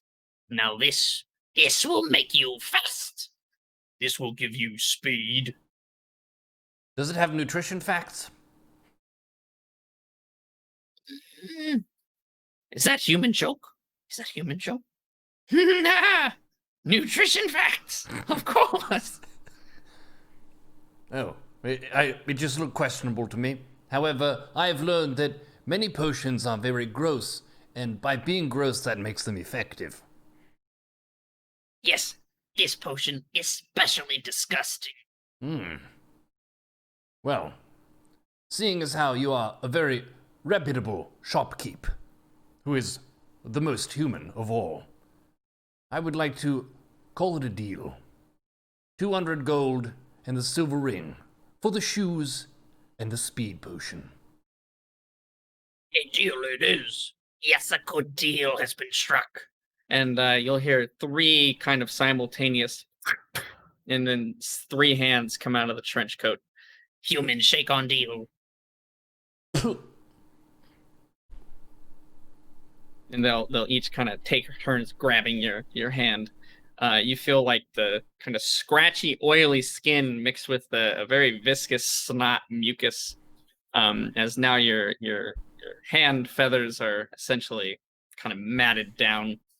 Good, yes, deal. Buy anything else? We have many for sale. You took all my money. I have nothing else to offer you. Okay, leave then.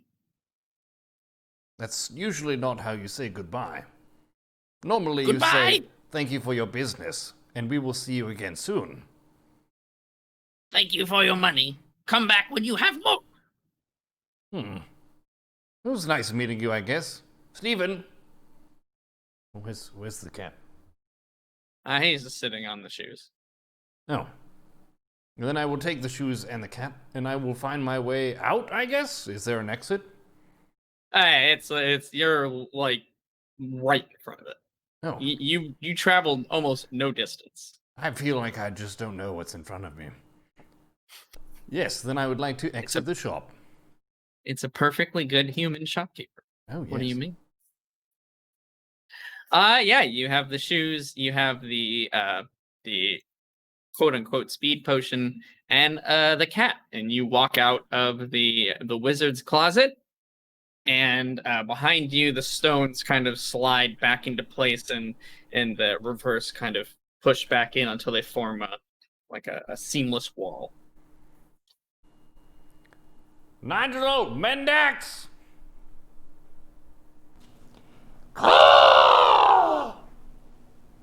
What did they run It's off the to? signal. I hear the Kinku call.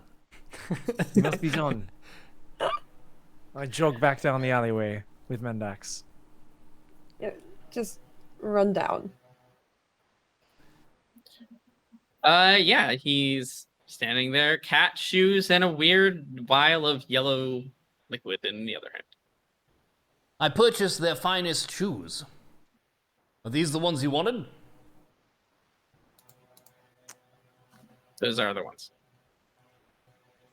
I The think shiniest, I- whitest shoes. I mean, alive. I wouldn't have paid that close of attention.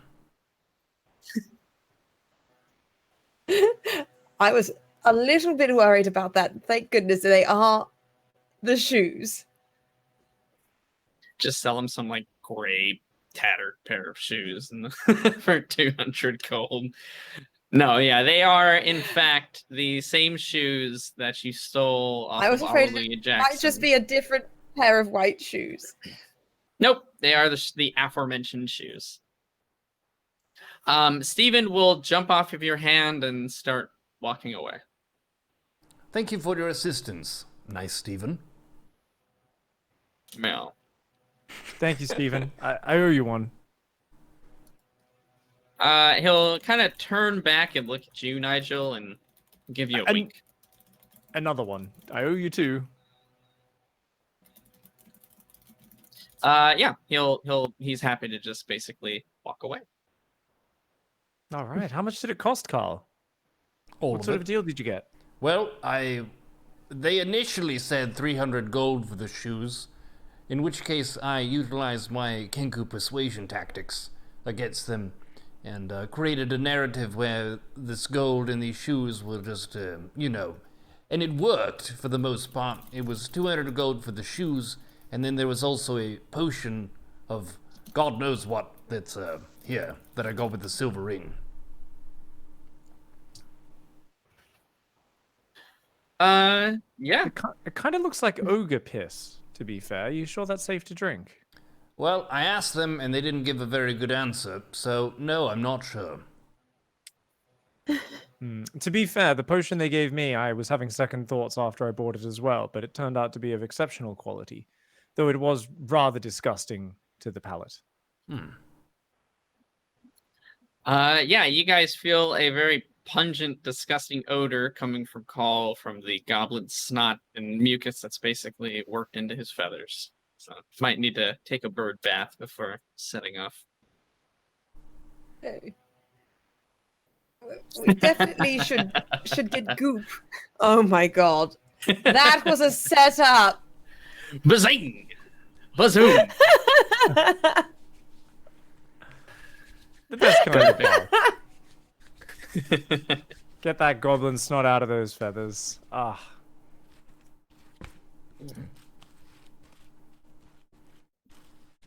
It's a filthy shop in there.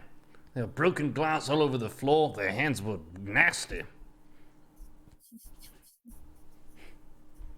But the mission was accomplished. You didn't hear my Well done. secret, did you? No. Okay.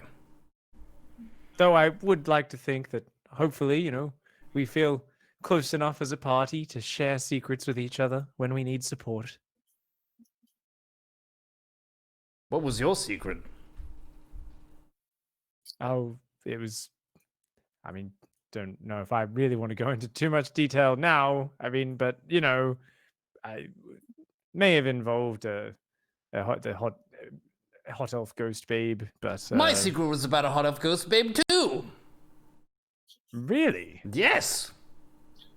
Oh. I feel like we're more and more like brothers every day, Carl. Let's do a fist bump. Fist bump. Oh my god. Apparently hot elf ghost babes will just show themselves to anyone. What, you haven't seen one?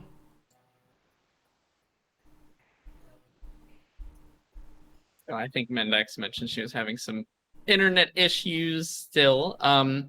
Where do you guys want to head off to now that you've recovered the shoes? What's the plan? What's the play? Goop. Goop. Yeah, let's go find Okay. Goop. Got it.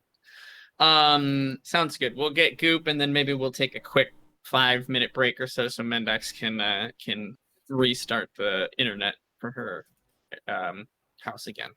Yeah, you guys head over. Nigel, do you put on the aforementioned shoes?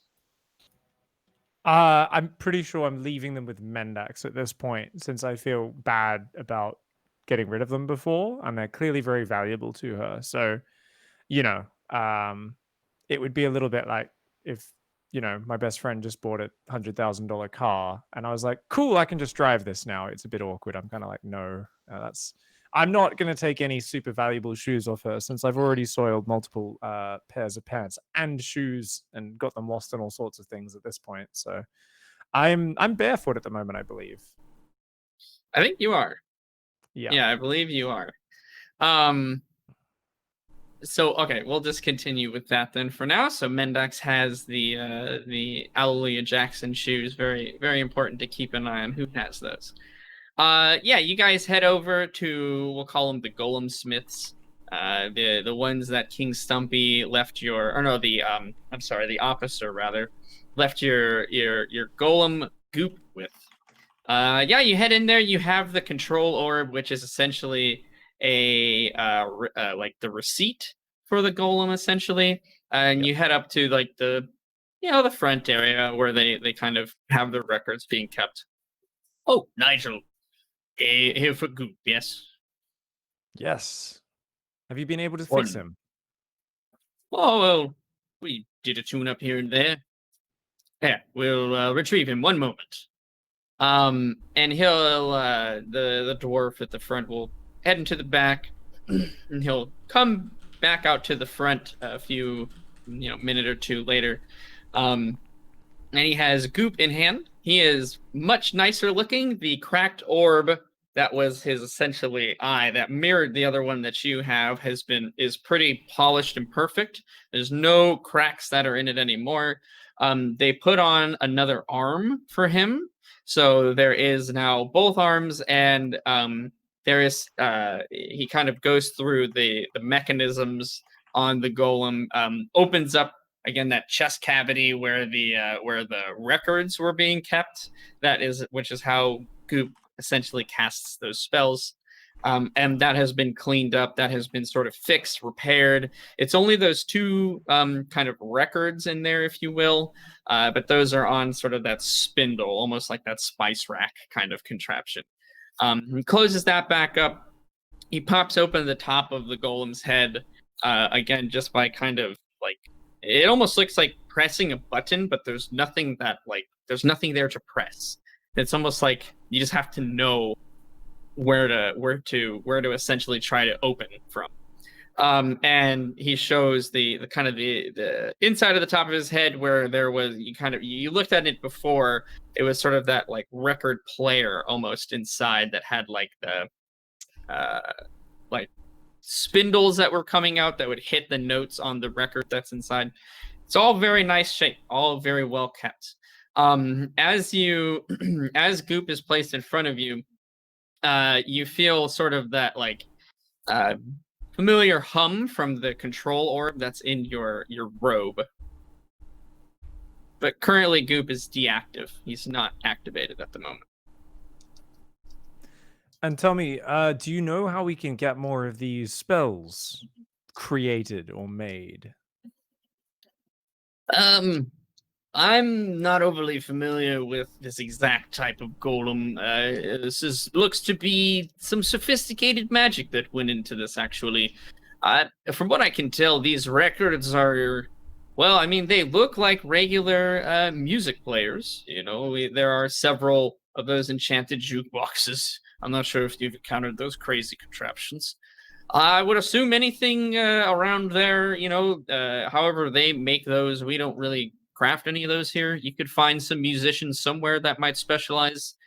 Some wizardry has to go into it as well, I'm sure. But it's a craft I'm not very familiar with myself. Fascinating.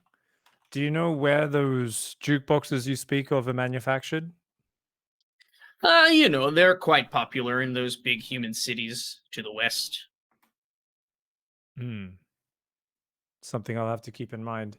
So, so he's fixed up. So the orb is no longer cracked. He's got a new arm now, so he's no longer one-armed Goop. And okay, fantastic. So you're not so familiar with him, but to be honest, it's really something none of us have any experience with using golems, and we've kind of just tagged him along. And he even at one point, when one of us was in trouble, he managed to actually save the life of Mendax here and heal her from a very dire situation. Do you have any idea how we can command him? I understand it's somehow tied to this control orb, but I don't truly understand the mechanics of how to give orders or to. I mean, he naturally just follows us, but how to command when he can use these abilities. Yeah, and so when you kind of grab the control orb, you'll feel once again that magic essence being sort of forcefully drained from your mind, essentially, in a way that was very, very reminiscent of when you entered the spider cave. So you kind of piece together that it seems like to activate Goop will require some amount of magic. At this point, you kind of catch on to what's happening midway, and this feels to you similar to casting a spell.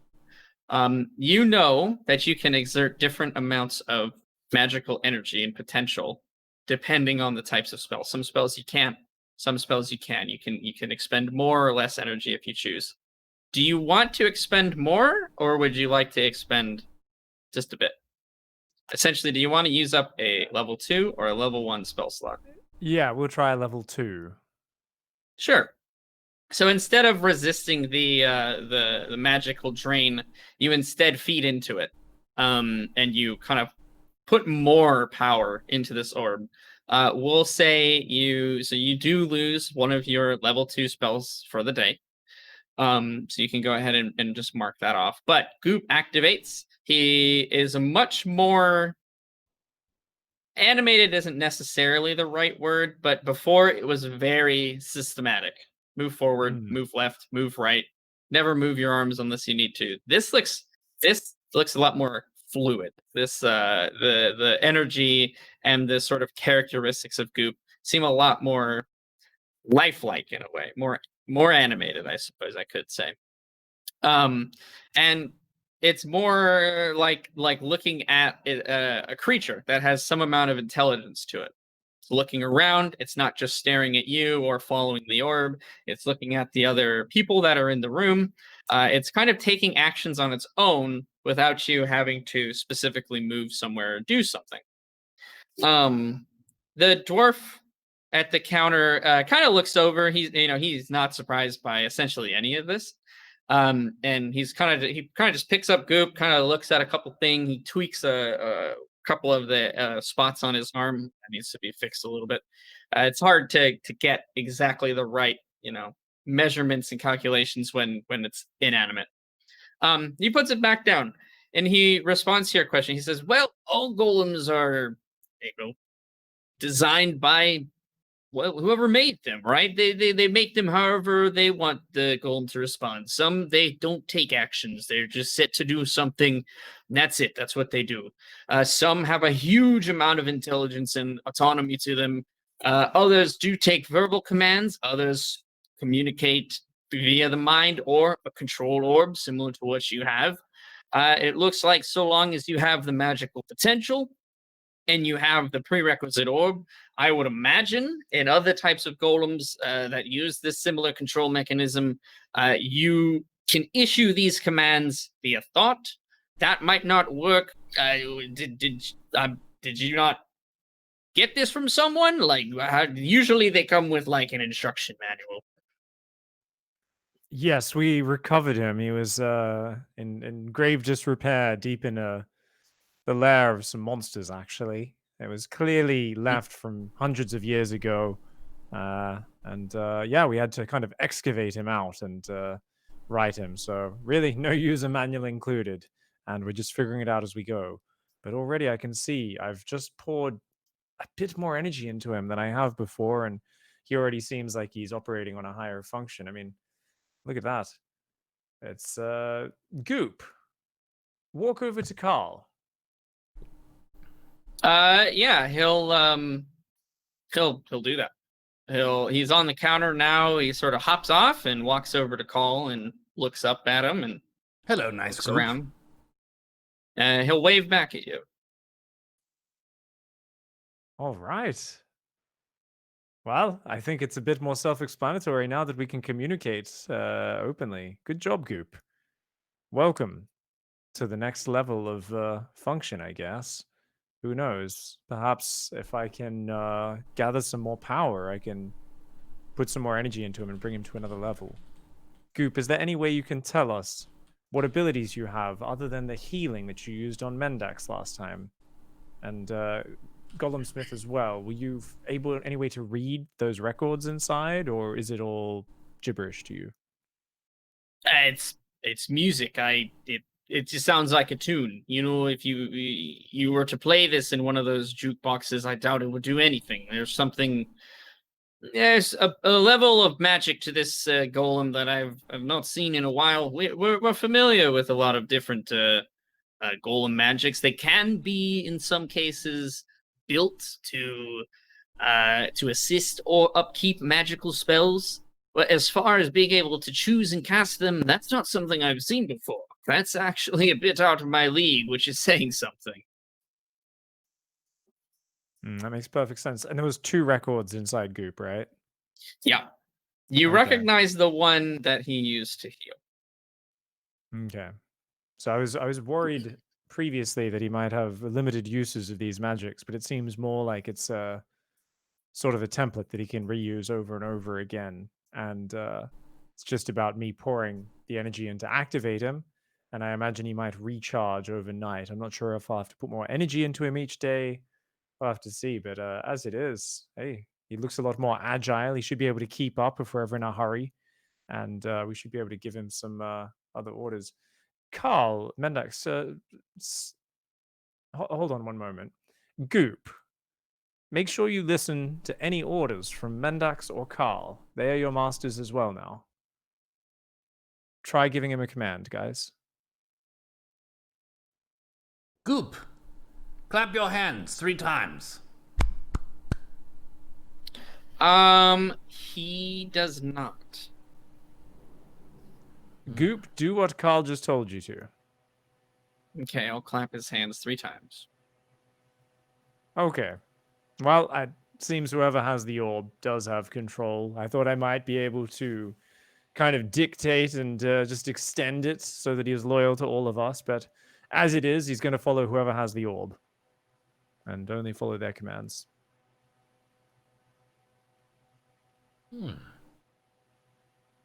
Well, I'm excited to embark on a journey with an improved Goop. He's also fixed up, too. Thank you, Golem Smiths, for your fine work. No problem. Happy to help the saviors of Tolkar Abad. If you need anything else or the little one needs any more repairs, please feel free to come back. It's a good city with even better people, and well worth saving. They'll just kind of do a deep bow in appreciation. Yeah, so you have Goop in hand. Definitely a bit more to explore with that golem. Is some more utility there now that he's fixed up and you're kind of understanding a little bit more how he works. I do think Mendax or Ash is still having some internet issues, so we'll go ahead. We'll take our break here, 5, maybe 10 minutes if the internet's not still giving some problems. So bear with us, everybody. Appreciate everybody for hanging out, and we'll be back in just a bit.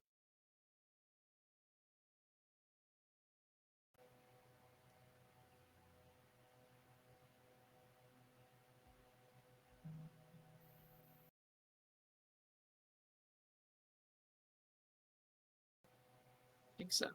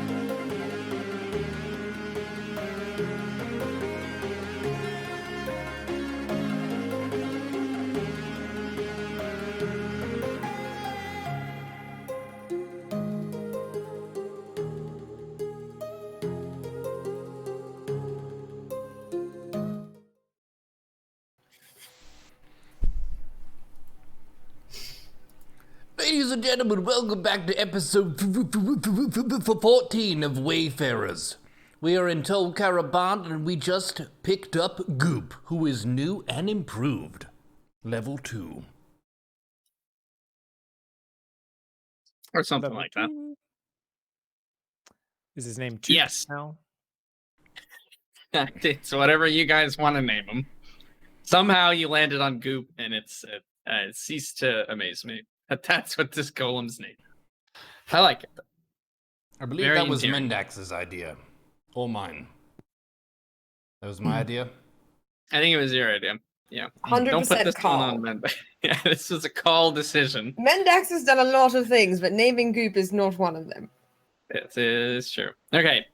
You guys got the shoes. You've got a mysterious quote-unquote speed potion. You have got your golem companion. The Wayfarers are reassembled and have got their wardrobe outfitted properly. What's the next move? Should we say goodbye to Stumpy? We'll see if the dwarves can't, I don't know, furnish us with some food and such for the journey. Yeah, it's not a bad idea. I have been meaning to ask you as well, I guess, about where all that gold came from. It really does seem like there was quite a couple of good nights on the dice if you seem to not mind parting with 200 gold. So I'm Well- completely destitute right now, but I am curious how you came about such wealth. First of all, I never said I played dice. Second of all, I've also never been very good with money, and you know this. So tossing around 200 gold doesn't mean a whole lot. If I have it, I'm probably going to spend it. Or I'm probably going to have to pay it for a fine. Fair call. Well, we do need to head on our way. I guess we've got to ask about ships. I'll keep asking out about magicians and wizards. There's none in this part, in this city. And indeed, I mean, I guess we should ask about nearby areas where we could maybe find in this corner of the world someone with kind of magic. I think teleporting is probably our best bet. I mean, a caravan's an option, but that's still going to take a long time to get overland. So maybe you, of course, Mendax mentioned the ships along the southern coast are very dangerous, that you'd heard that in your travels. I mean, we are right on the kind of towards the south eastern tip of the continent. You know, perhaps we could get a boat to Iliaris or something like that. I'm not sure. What do you think our priorities should be, Carl? Well, you wanted to go to the place where your master is, right? Indeed. And we're trying to find the quickest route. Are there no wizards in this town who you could ask for directions? There is one who you can find in the library. I'm not sure he has the requisite power, to be honest. But he might know someone who does. I suppose it's worth a try. About time I introduce you to my own little world. You've both met Steven now. Might as well go and introduce you to McStumblefumble. Okay, so you guys are going to head to the library. Is that right? Works for me. Mm-hmm. Okay, sounds good. Yeah, you guys head over there. It's not too far of a distance.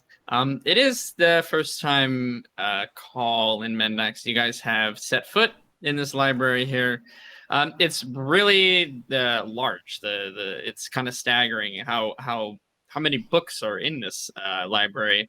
Mendax, you've only seen a library that would maybe rival this in one of the other great cities of the country, I guess you could say. But most towns have next to nothing in terms of written literature or even stockpiles of them like a library. Call, I don't think you've ever seen this many books in your life in one place.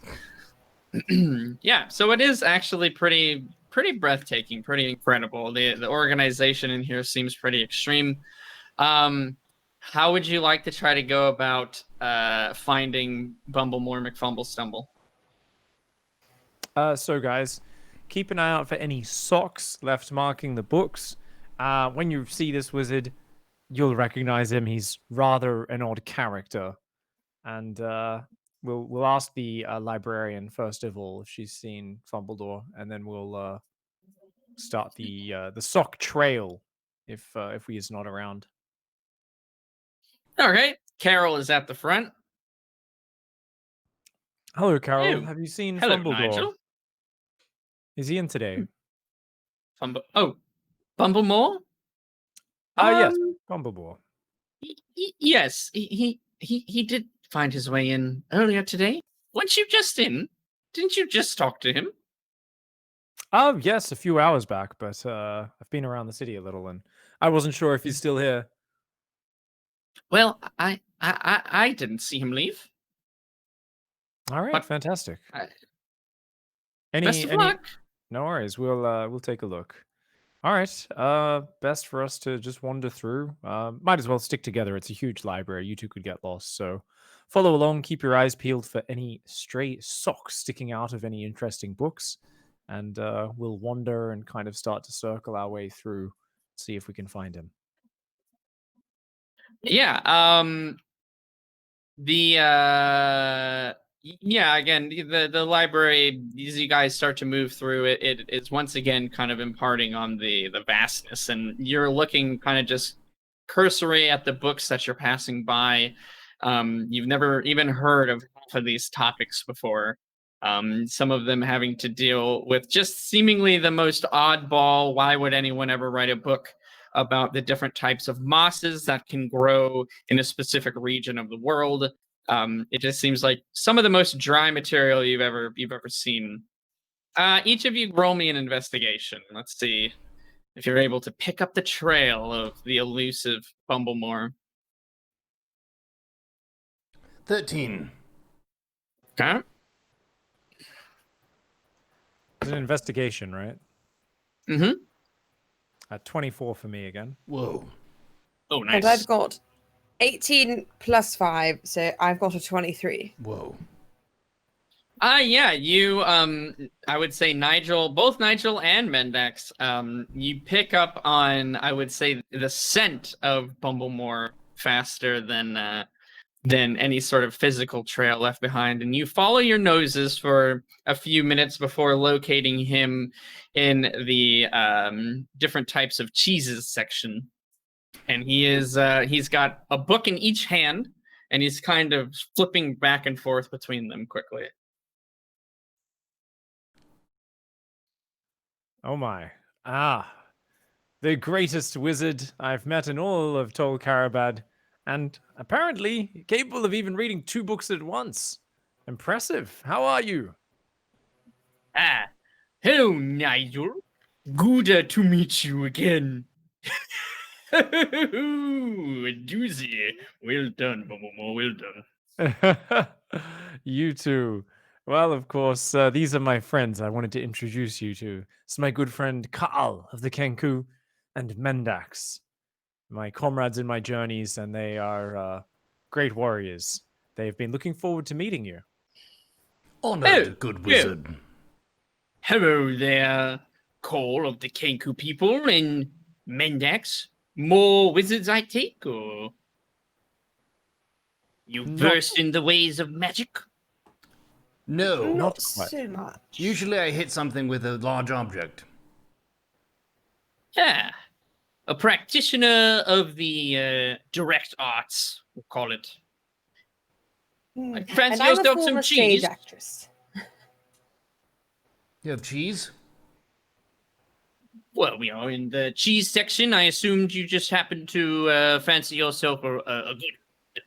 If I may recommend fromage in all the ways to eat them, by Francis Diggory.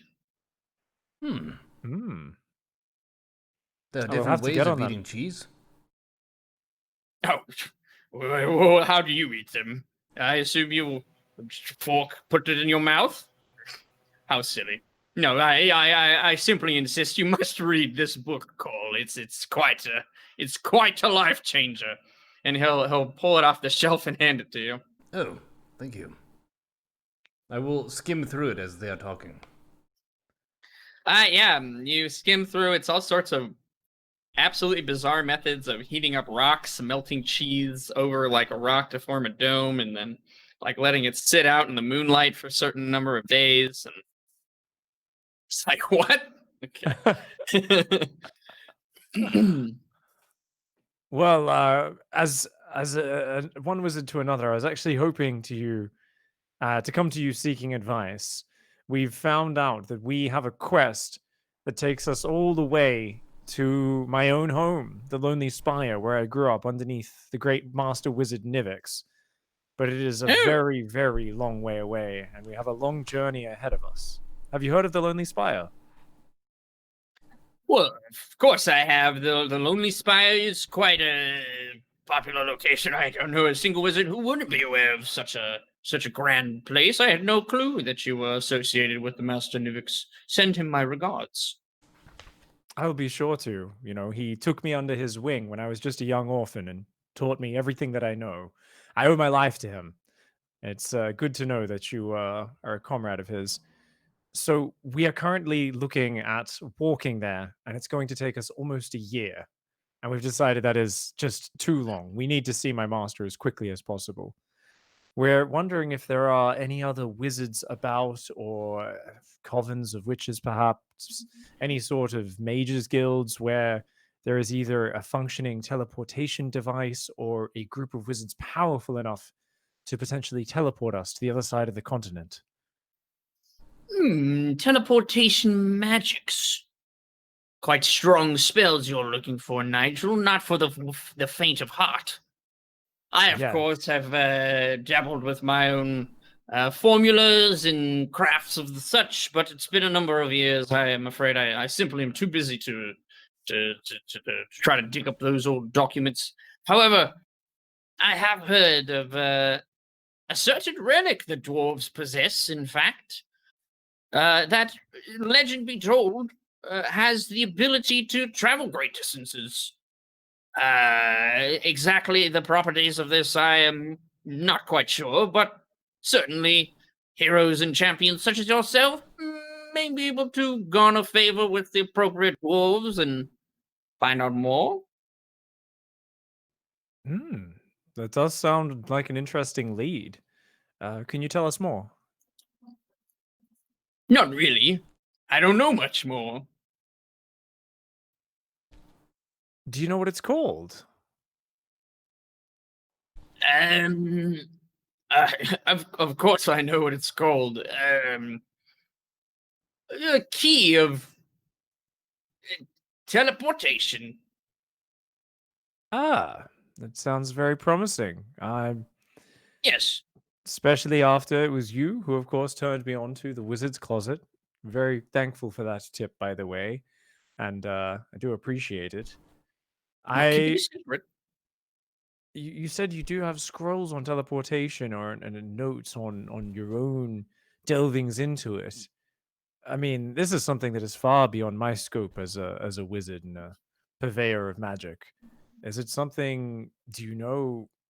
Have you ever actually succeeded in a teleportation spell?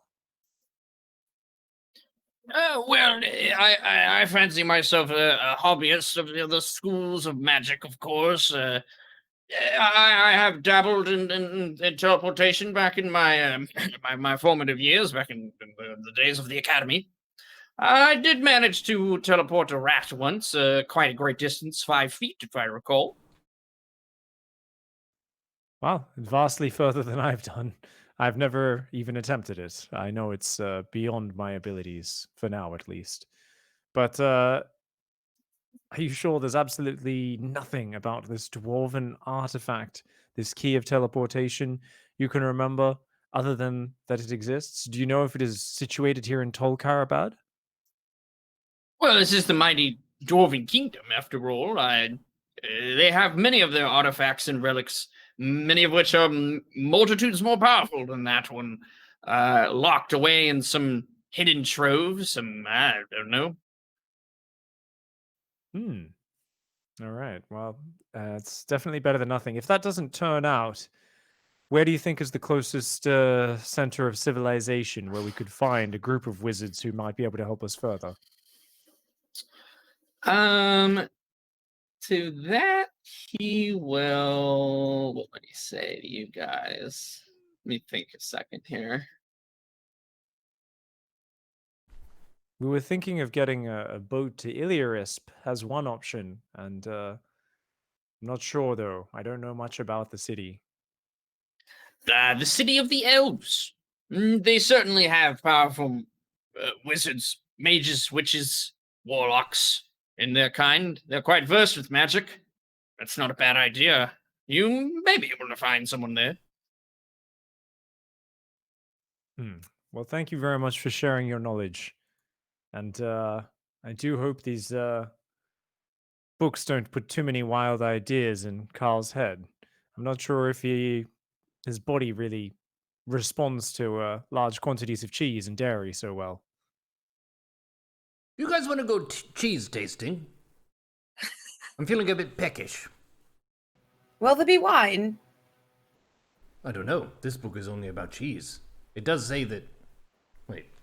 Oh, there is a wine compliment section. Forgive me. Count me in. Well, yes, always about expanding our boundaries and our taste buds. Perhaps we should go and speak to the captain and see if he's heard about this artifact of teleportation. Works for me. Sure. All Stumpy right. might know as well. It's a good point. It'd be hard to get an audience with Stumpy again on such short notice, though. Would it, though? But, For the heroes of Tol Caravan? Perhaps not. Lead on, Carl. If we want to go, maybe we can try to see Stumpy first, and failing that, we'll go talk to the captain. Plan A, Plan B. Sounds good. Let's go.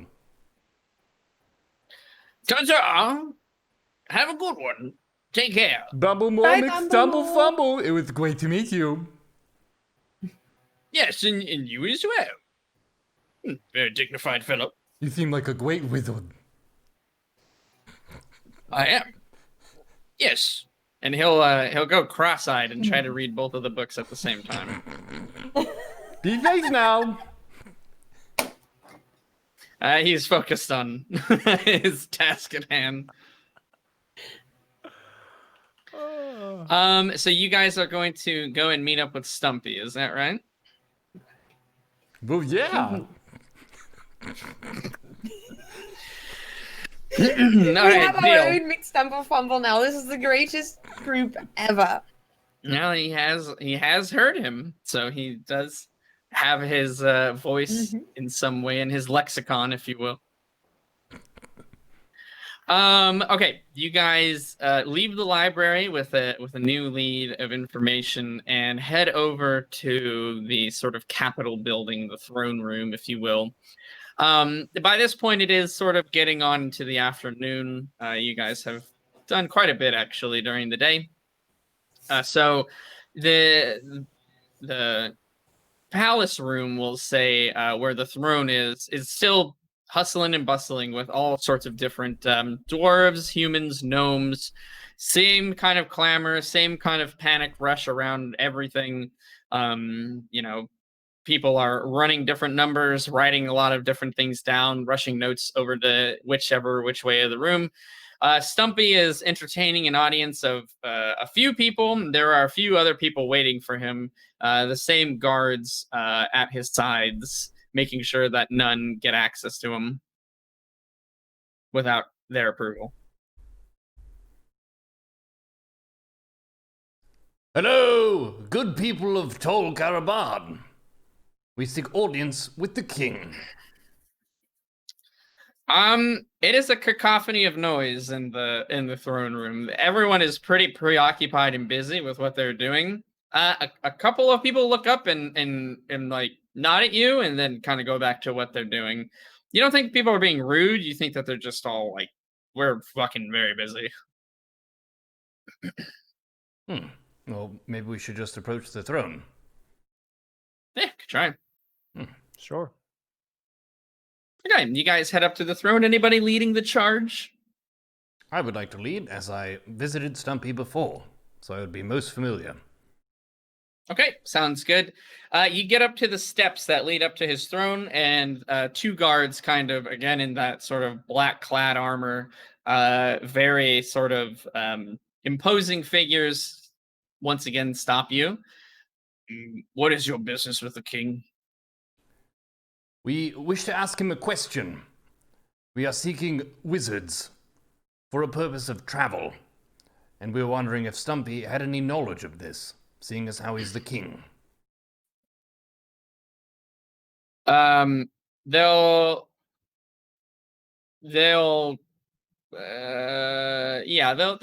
come back to you with he's quite busy right now. Is it something that can wait, or is this? I mean, we could wait a few moments, but we would Probably best tomorrow tomorrow. We are or the next day. Yes, but we are the heroes of Tol Karaban, who risked our life and limb to save it. And it wouldn't take too long, I trust. We'd need but at most 5 minutes of his time. They'll sort of eye all of you over. You get the sense that it's not that they don't like you, and they respect that you're the heroes that saved the city. It's just they take their job super seriously. They'll kind of look at each other. Wait here, and one of them will kind of go back and talk with one of the guards, actually the same guard that led you to the barracks call. That guard will look over from what he's doing, kind of give you just a slight nod and talk to the guard. He'll come back down after a few moments. When he's finished talking, 5 minutes. That will work? Yes, thank you. Excellent. Weapons on the table, please. I will place my weapons on the table. Okay. Do you try to hide any? Or are you putting all of them there? All my weapons. Okay. Yeah. Putting all of mine on as well, not trying to hide a single thing. Okay, sounds good. They'll look at Goop and they'll say, can that stay here as well? Goop, stay. And he'll kind of just bumble around and rock back and forth in the place where he's at. Thank you, Goop. Okay. Yeah, the king talks to several more kind of constituents, if you will. Various worried-looking faces that walk up to him in a frantic haze with different papers and quills for him to sign all manner of different sort of parchment. Then after maybe about 10 minutes or so, the guard will kind of motion you to come forth over to the king as he's finishing up with another one of the just kind of random accountants, if you will. You guys can approach him. When you do, Stumpy he's not quite finished signing whatever he's looking at. And he'll say, oh, for the Lord, can it wait? Please, I need a minute to breathe. Hello, good King Stumpy. It is good to see you again. And he'll look up from his paperwork and kind of be a little surprised. Nigel, Mendax, and Cole.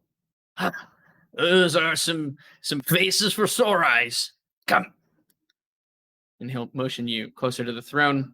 He'll give each of you a hug if you let him, which will crack your backs as with every time he's ever hugged you. You're a strong king, and we came to you seeking knowledge. Oh. We need to travel very far. Farther than we would care to walk, or to ride in a caravan. Nigel, our wise wizard, suggested there may be some way to teleport from a place to another, and mentioned an elven city full of wizards. Do you know of this? The elves are quite versed in the ways of sorcery and magic, beyond my knowledge, really. You say, what are you trying to do? You're trying to walk very far? What's happening? Well, we have found out some urgent news, and we need to make it across the continent, the other side of the known world, as quickly as possible. We're exploring ways of teleporting across, since it will take us a vast amount of time to cross on land or by sea. It's very dangerous either way. We heard tell there is, I'm not sure if it's a myth or a legend or if there's any reality, that there may be some artifact here in the city called the Key of Teleportation. What? Get over here. Who told you about this? It was the wizard in the library. He mentioned it. He was a little bit cagey about it, but he's a trusted consort. I Well, hope this isn't a secret.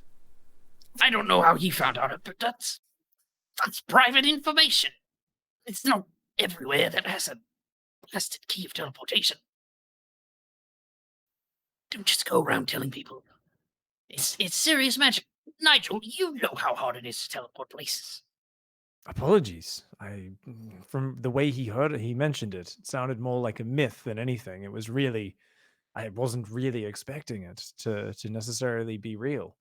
But Well, yes, it's real, but it's a bit of a pain point if you must know. Are you why is okay? that? Well, if you must know, I kind of lost it. Oh. How?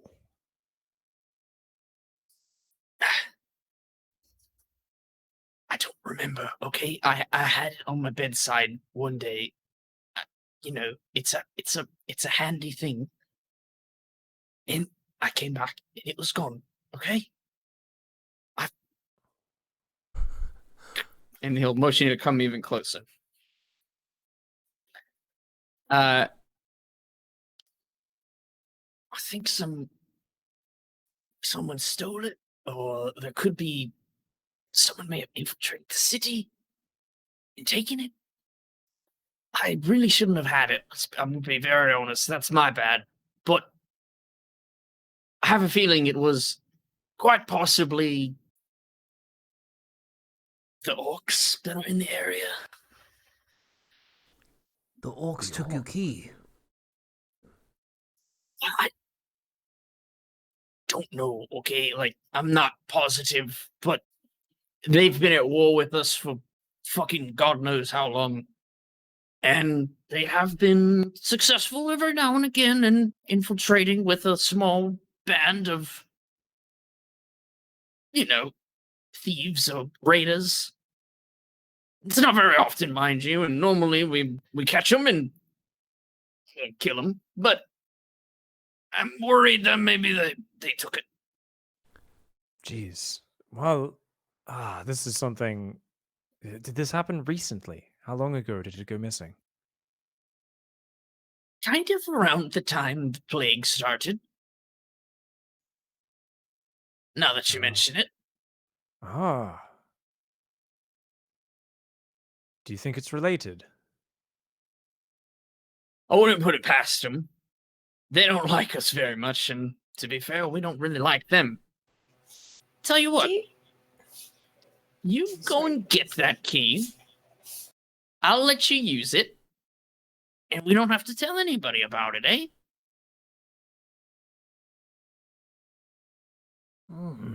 How would we know where to get it if you lost it and don't know where it is? Well, I mean, if they are the ones who took it, and I feel pretty confident. I've got a good gut feeling, and my gut's not often wrong. They have a holdout in one of the kind of lava areas. They have their own city, if you will, kind of a structure. It's hard to know what to call that fucking thing. A castle? Yeah, sure. Well. So what you're saying is if we go over to this castle, then we can tell the orcs to give it back. Yeah, you can tell the orcs to give it back. That's good. That's good call. What is this? I mean, they're pretty evil. they'll kill pretty much anybody who comes up or around that castle. That you're gonna, because I'm worried you don't understand this kind of situation here. Oh, You will have no, to no, go no, there no, and no. then. I understand. Yeah, So we okay. go to the castle, and when we go to the guards, we use the orc signal, give us the key back, and that's when they'll know to give it back. Listen. Get the key. Bring it back. Using the secret However signal. you do it, however you want to do it. Listen, if you can convince them, great. But I don't think you're going to do it like that way. Did I do it wrong? It's this? No, okay, Nigel, I'm going to talk to you. Do you understand what I'm trying to say here? I don't want to send you all on like a death trip. I want you to live. Yes. I like you guys. Well, Carl is the type to shout into the face of a hurricane while standing on a mountaintop rather than seeking shelter. So we balance each other out a little bit. He has no fear, and well, I make up for it with a double serving. So I'll lend him a little bit of my caution. But what does it look like, this key? Yeah, to be honest, it just looks like a copper key. Kind of hidden in plain sight, if you will. It's nothing very special. I found most powerful artifacts to look like just unassuming pieces of whatever. All right. And can you show us on our map where this orc fortress is? Yeah, I can show you for sure. And he'll if you have like a basic crude map of the of kind of either the country or the kingdom itself, he'll point out it's several, I would say, probably a few days of travel away, and you will have to go by like that lava boat system, but you could make it there. It'll take you a few days though. Of course, I could provide you with a boat to get there, and oars more suitable for the strength of, well, I mean, you're very strong, don't get me wrong, but your strengths. And then if you go there, you get the key and bash a few faces on the way, bring it back to me. Whole thing water under the bridge. No one has to know I took a magical artifact out of the vault, and you guys can get to your wherever the hell you're going. Give us the key. Yes, you've got it. About how many orcs would you guesstimate are in the Castle Hill Fort thingy? Well, if they're going on a raid at the moment, and they often go on raids, to be fair, I don't know, less than 100 probably. Oh, good, just less than 100. Excellent. And when they're not raiding, More than 100.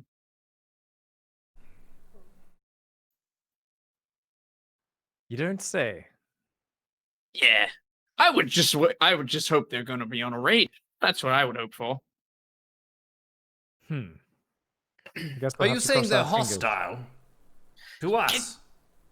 Hey, Cole, What? what the hell, man? We're whispering here. Okay, this is like not. Are you saying they're hostile? Yes, they're hostile.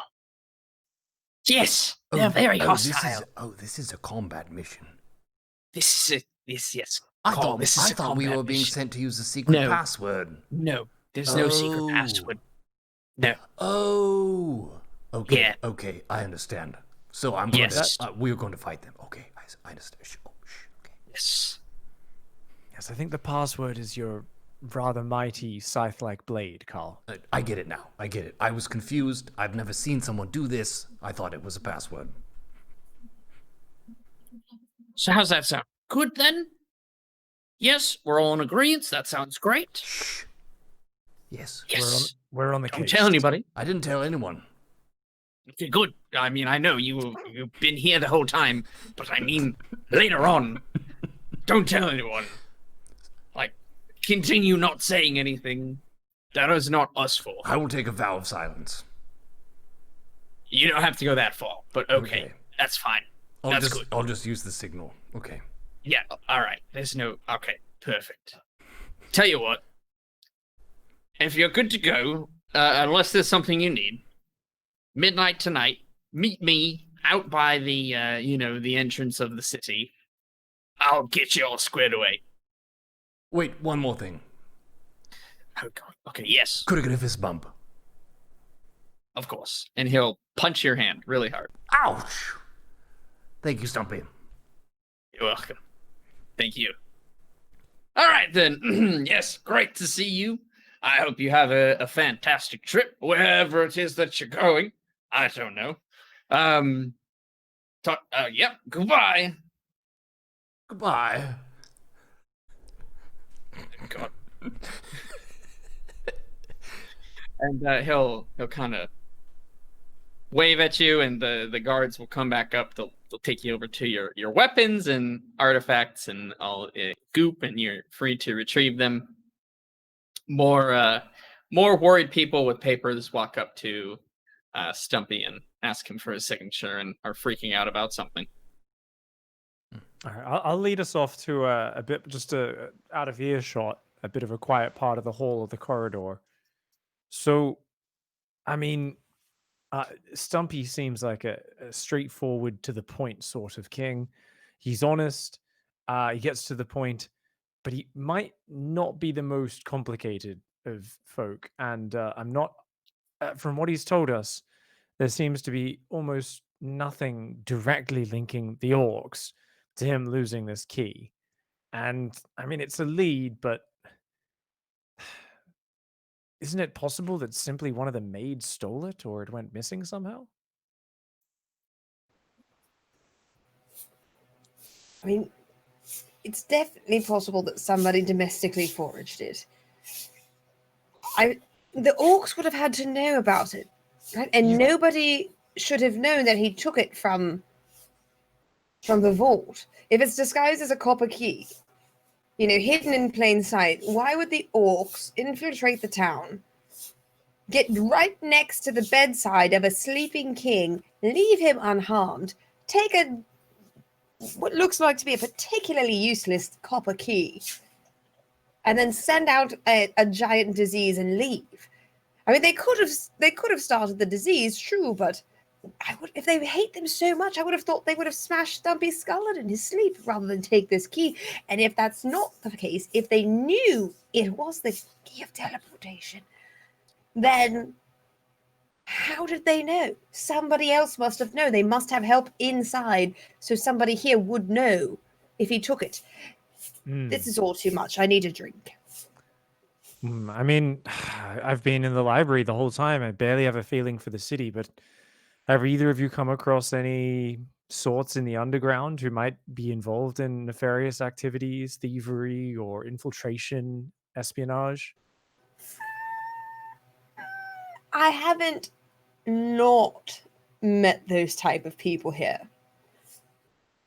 We should let's leave the throne room, the palace completely. Let's go someplace else and we'll discuss it. Discuss it. Exactly. Let's go get some ale. All right. You guys can head over to the tavern, and yeah, you can find yourself a relatively uncrowded corner. It is now getting certainly into dusk, into night, so the tavern is a lot more popular. There are a lot of different voices. It's quite hustling and bustling as normal, but you guys find yourself a table that's fairly secluded. Again, not super secretive here, but fairly out of the way before the tavern fills up completely. Okay, before I sit down, I go over to the bar and I ask the barkeep for 3 human ales if they have it, not the dwarven ales. Yeah, and he'll pour you those and take 1 gold each for them, and then hand them to you. I'll pay them the 3 gold, and I'll take them back to the table where my companions are sitting. Sounds good. You guys have 3 human ales. Thank you, Mendax, for Okay. this beverage. Of course, anything for my friends. Also, if Nigel's saying he wants to drink, I'm going to buy some drink. But I have something I should probably tell you. I was going to wait until we were out of the city, but do you know how I may have had some gold come into Yes. my possession recently? Well, I may have allegedly domestically forged some things or something of great value in this city as part of a thieves' competition, which I totally won, by the way. Okay? Totally won. Oh, Mendax. Don't tell me you've gone and got on the wrong side of some local nobleman again. We could get in a lot of trouble for that. No, not a nobleman. Touched no nobleman. And as a matter of fact, I am of some standing now in the thieves' underworld here in Tol Karabad. I do actually know of a place that we could go to ask more questions.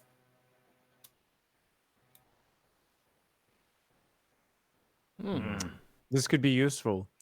I think, honestly, it sounded vague when we heard this from the wizard. But if they're at all involved, then surely this underground would already have some idea about the key of teleportation.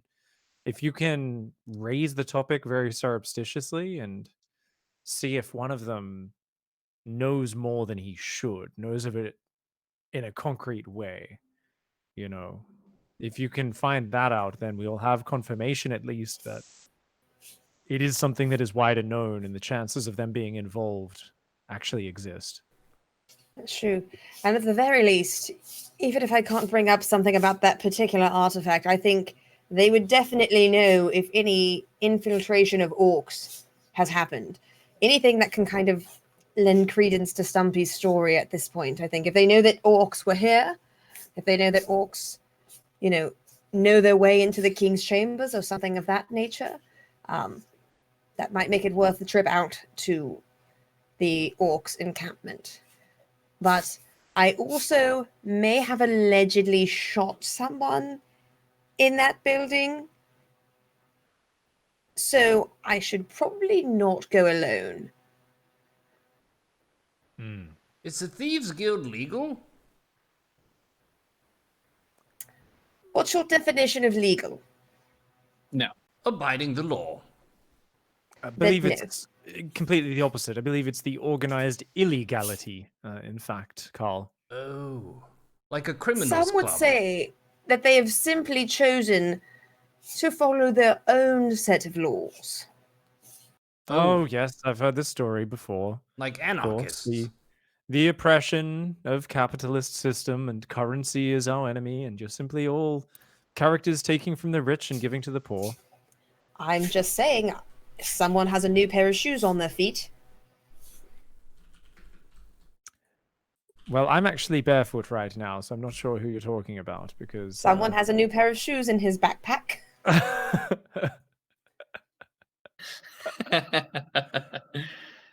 Fair point. Fair point. Well, if I you believe need me these to are still escort you, the I breeches, the same pants that you had to give me after the gash as well. To be fair, so I guess I can owe some of my livelihood to maybe some bending of the normal moral compass. Thank you. Carl, are you up for a little bit of a jaunt down to the other side of the tracks, as it were? I don't have a compass. I can lead the way. Oh. Are we just as long as we don't go into any establishment where they don't allow non-members? Because I don't think they'll let me and Carl in. But if we can go to maybe a watering hole where many of the members frequent, maybe you could sniff something out without going right into the belly of the beast. That's the only problem. Well, there's a so it's a building, and there's a watering hole in the building. I would assume you could get in that part as long as I brought you, and perhaps just not further. You know what? Screw it. I will just go. However, I'm not taking my gold with me, so I'm going to need the two of you to guard it. Fair enough. I've already kept some silver safe this long, and it's Carl, staying I'm safe. going to need you to guard the gold. Well, I mean, to fair be enough. fair, he's never lost the spoon. He still has it. I mean, that is very, very true. He does still have the spoon. Still gonna have Carl guard it. Fair I enough. will act as guardian of this currency. So the Okay. plan, if I'm understanding it correctly, then is Call and Nigel are going to guard your gold in your room, and you're going to head over to the meeting place of the Thieves Guild to try to suss out if there's been any reports of orcs or anything invading the city or sneaking in. I mean, honestly, if we're going to go back to the rooms first, I'll just deposit my gold in the room. I feel like it's probably safe there. Actually, no. The Thieves Guild know that I'm staying there, and if somebody has stolen the key from the king's own chambers, they damn sure know how to get to our bedroom. So yes, I would still like them to keep watch over my gold. Wouldn't it be safer if it was in a different room? It's a very good point. You may keep it in your room or in Nigel's room. Whatever you see fit. My room is the only one where the floor is not fucked up. Our rooms are all in the same quarter, and we're a known entity, so if we were to hide it in someone's room, I think it would be under the doctor's bed or something like that. But I think for now, you're best to hang on to it, Carl. I will guard it, and if anyone tries to take it from me, I will tell them to go away. And if they don't listen, Then I will use the password. and if they don't take the password, Then they will take the scythe. I like to hear that.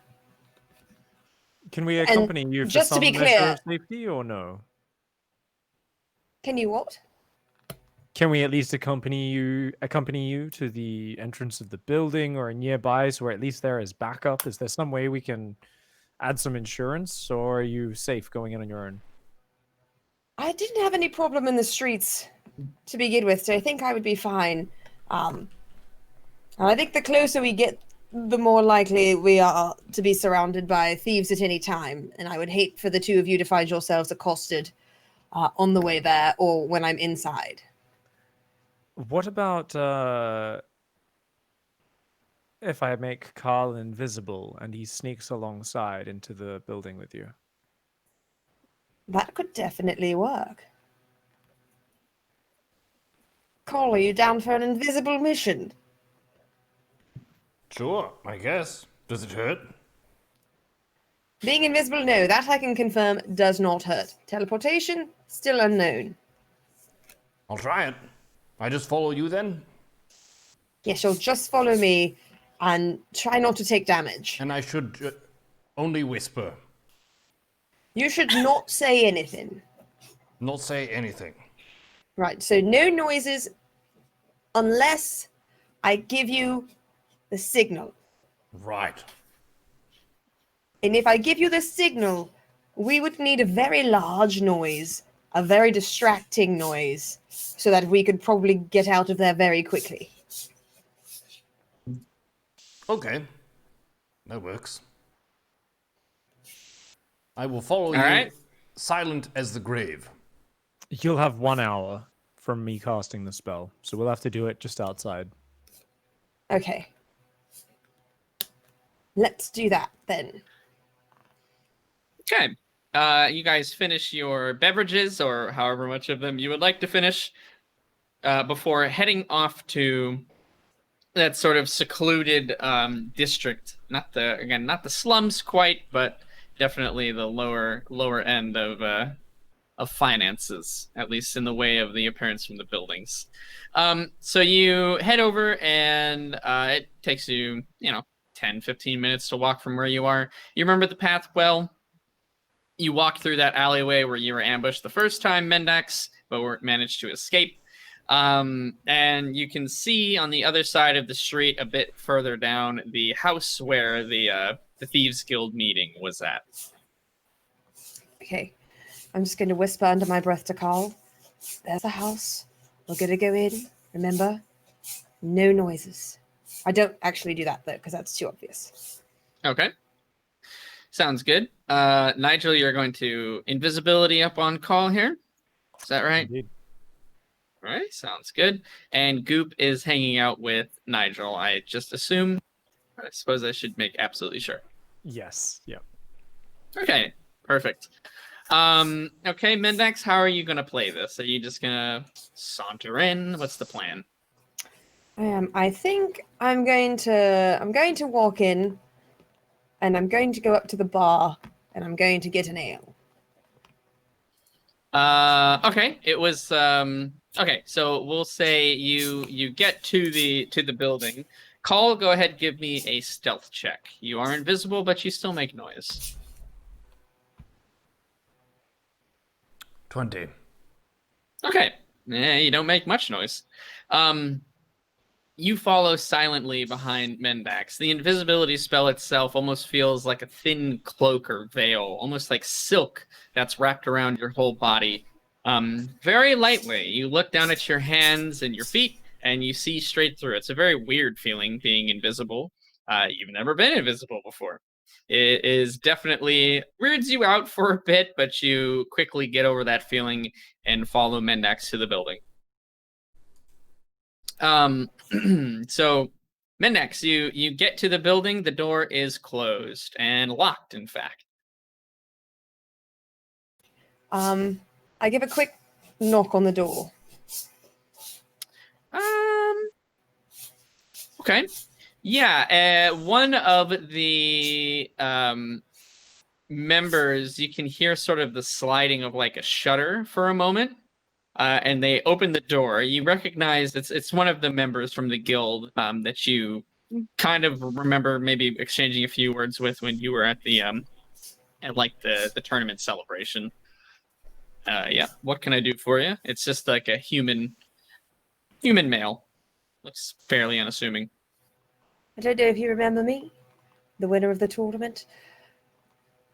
I've got some questions I'd like to ask. I think there may be a job here in town, or a job that was done, and I'm just looking for a little bit of information on it. I'd like to leave town, and I think that this information might help me find something I'm looking for.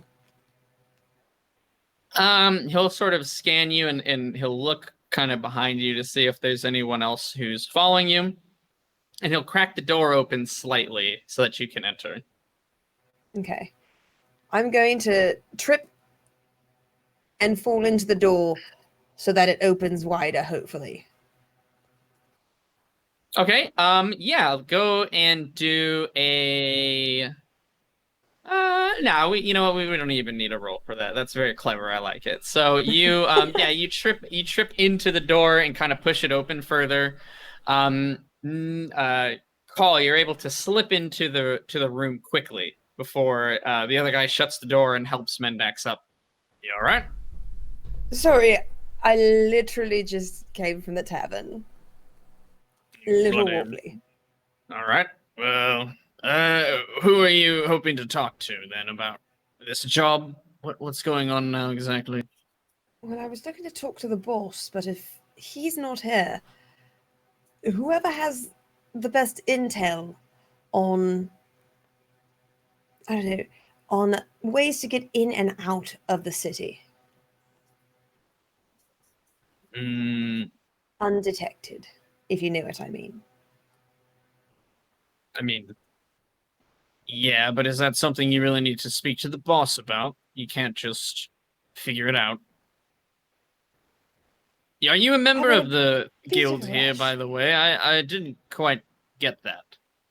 I am a member of this guild, at least I assume I'm an honorary member since I did compete and win your tournament.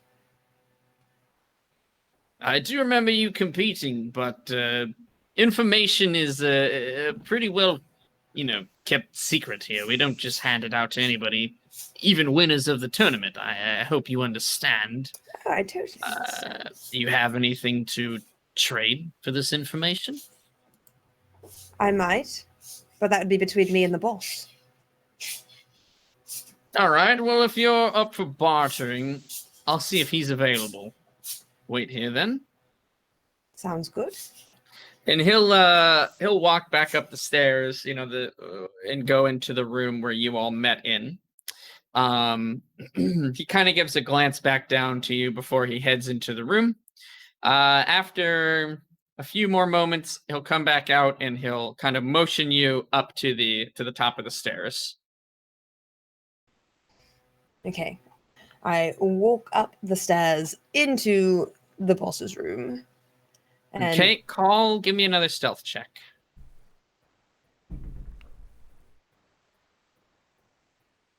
Gonna be 17. Okay. Yeah, you're able to walk up the stairs relatively noiselessly. You think it's a very clever idea to match the footsteps that Mendax does and only step when she does. So you are able to keep that rhythm without bumping into anything. Once you're at the top, the grunt will call him. Boss will see you. thank you, Sir Grunt. And I'd like to walk over there into the boss's room then. Name's Billy. Thank you. But all right then. Oh, sorry, Billy. I did call him Sir or Mister. I did not mean to disrespect you. Thank you so much, Billy. Sir Grunt. All right. And he kind of will just Gave you a knighthood. walk back down the stairs as you head into the room. He'll close it behind you.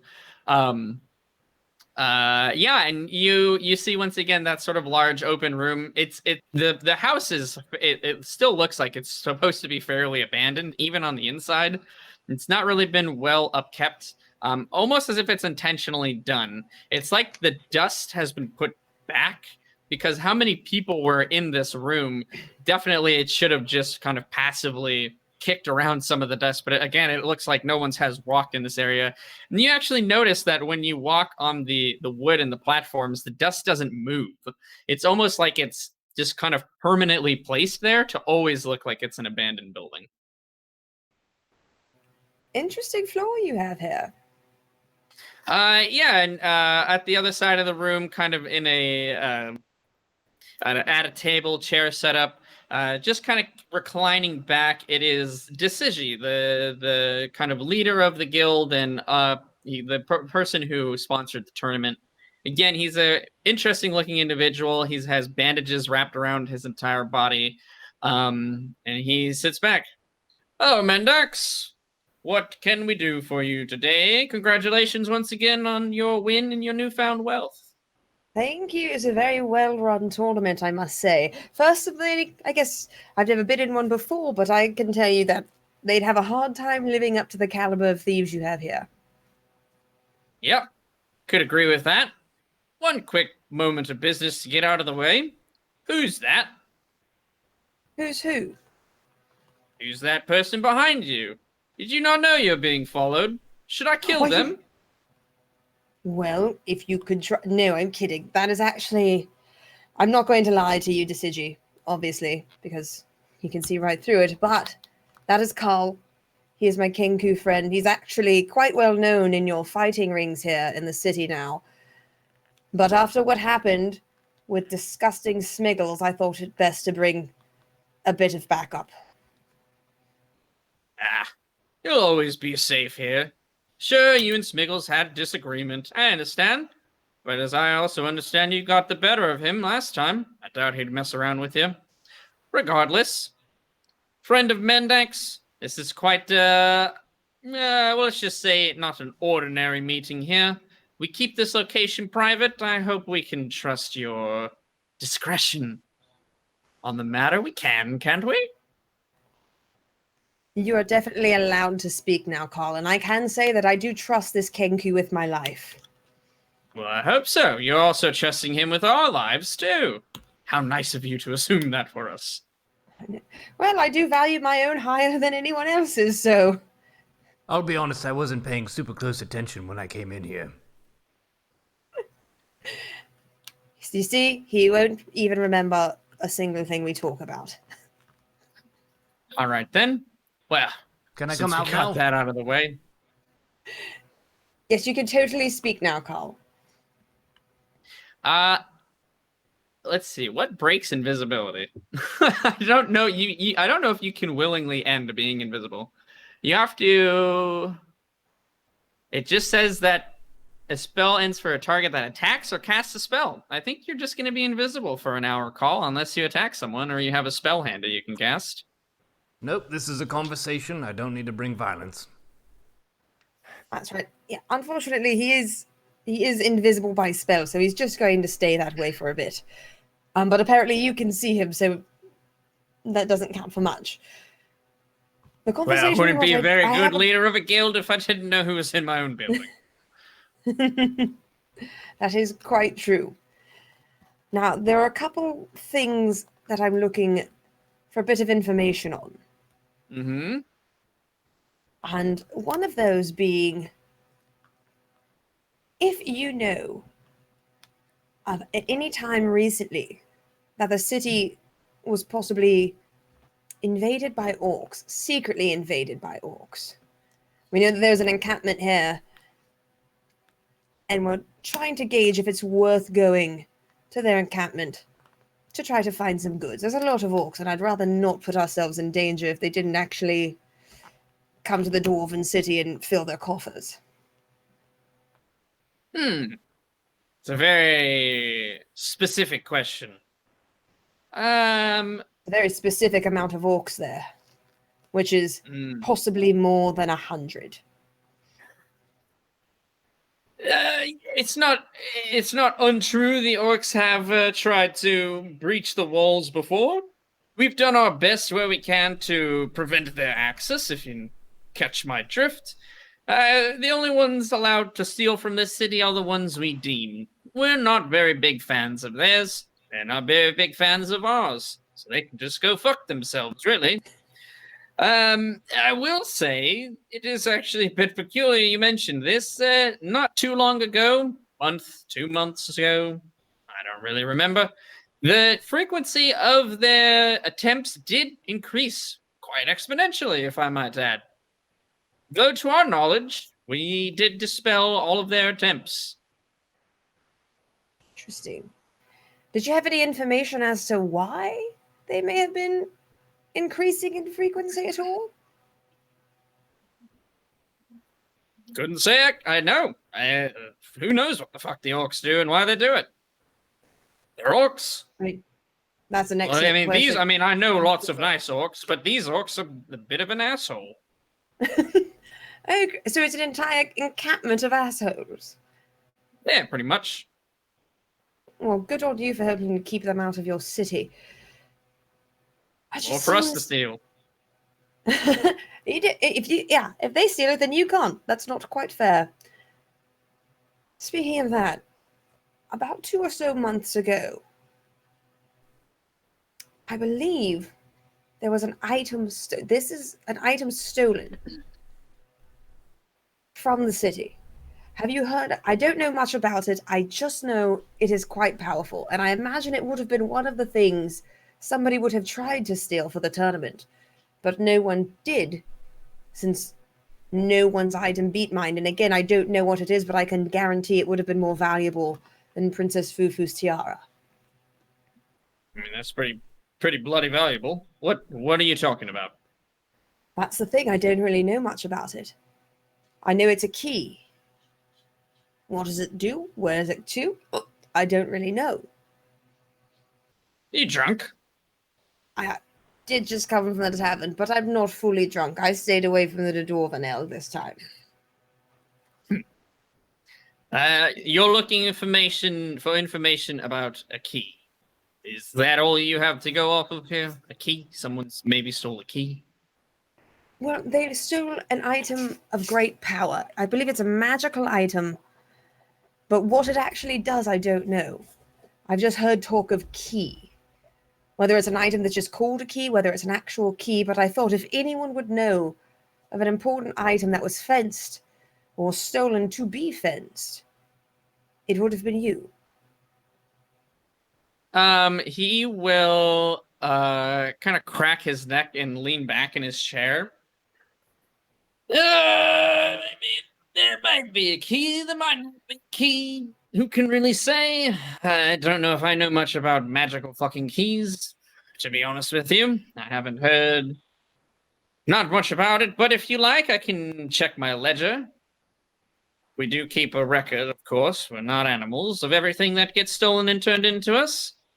That won't be free, though. So about how much is a glance in your ledger? You're looking for something pretty harmless. You just want to know if it's stolen. Turned into us. I would like to know if it's been stolen and if it's been turned into you and who might have stolen it. But we'll start with one and work our way up, because I feel if we get into the ledger and it hasn't been reported at all, there's no use in me paying all that extra gold for information that's never going to be there. Yeah, that's fair, I suppose. 21 gold to look in the ledger. 21 gold to look in the ledger. For me to look into it. Oh, obviously I wouldn't. Although if you look into it... No, I would never. I would never insult you that way. How about... An honest individual. You've been good to me this whole time, so I have no reason to complain. Okay, 21 gold it is. That's fair. And he'll kind of hold out one of his bandaged hands. Okay. And I give him 21 gold. All right. He will put it on the table and count it real quick. You know, just a professional courtesy, of course. You can And buy he will. them, they're real. He'll take 20 of it and he'll put it in his pocket. And he'll take a ring of keys out from his coat, and he'll open up one of the drawers next to him. From that, he'll pull out a quite a large tome, actually, that has it looks like it's very well aged. There's no markings on the front cover or the spine or the back cover. It's just kind of a very faded black leather. The pages themselves are sort of like a thick paper, and they're kind of yellowed and aged from time. So you can tell that this book has existed for a very long time. There's chains that wrap around it and a lock in the center. And he takes the last gold piece and he fits it into the lock. There's sort of just a circle kind of indentation in there.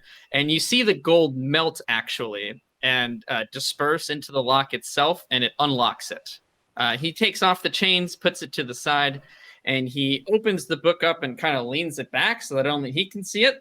And he kind of flips the page, flips a few more pages. When did you think this was stolen again? I'd say right about the time that the plague started here in Tolkarabad, so about 2 months or so ago. That should be easy. Well, the plague was like a month ago, so we'll. Yeah. Okay, around about a month ago. Yeah. So yeah, all right, that should be easy. Not much theft around that time. People don't want to catch the bloody plague after all. And he'll flip forward a couple pages now that he knows a better time frame that he's looking for.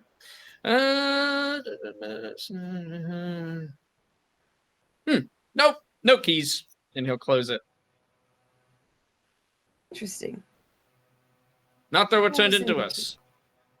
None that were turned into you. So if something like this was fenced, it was not fenced here.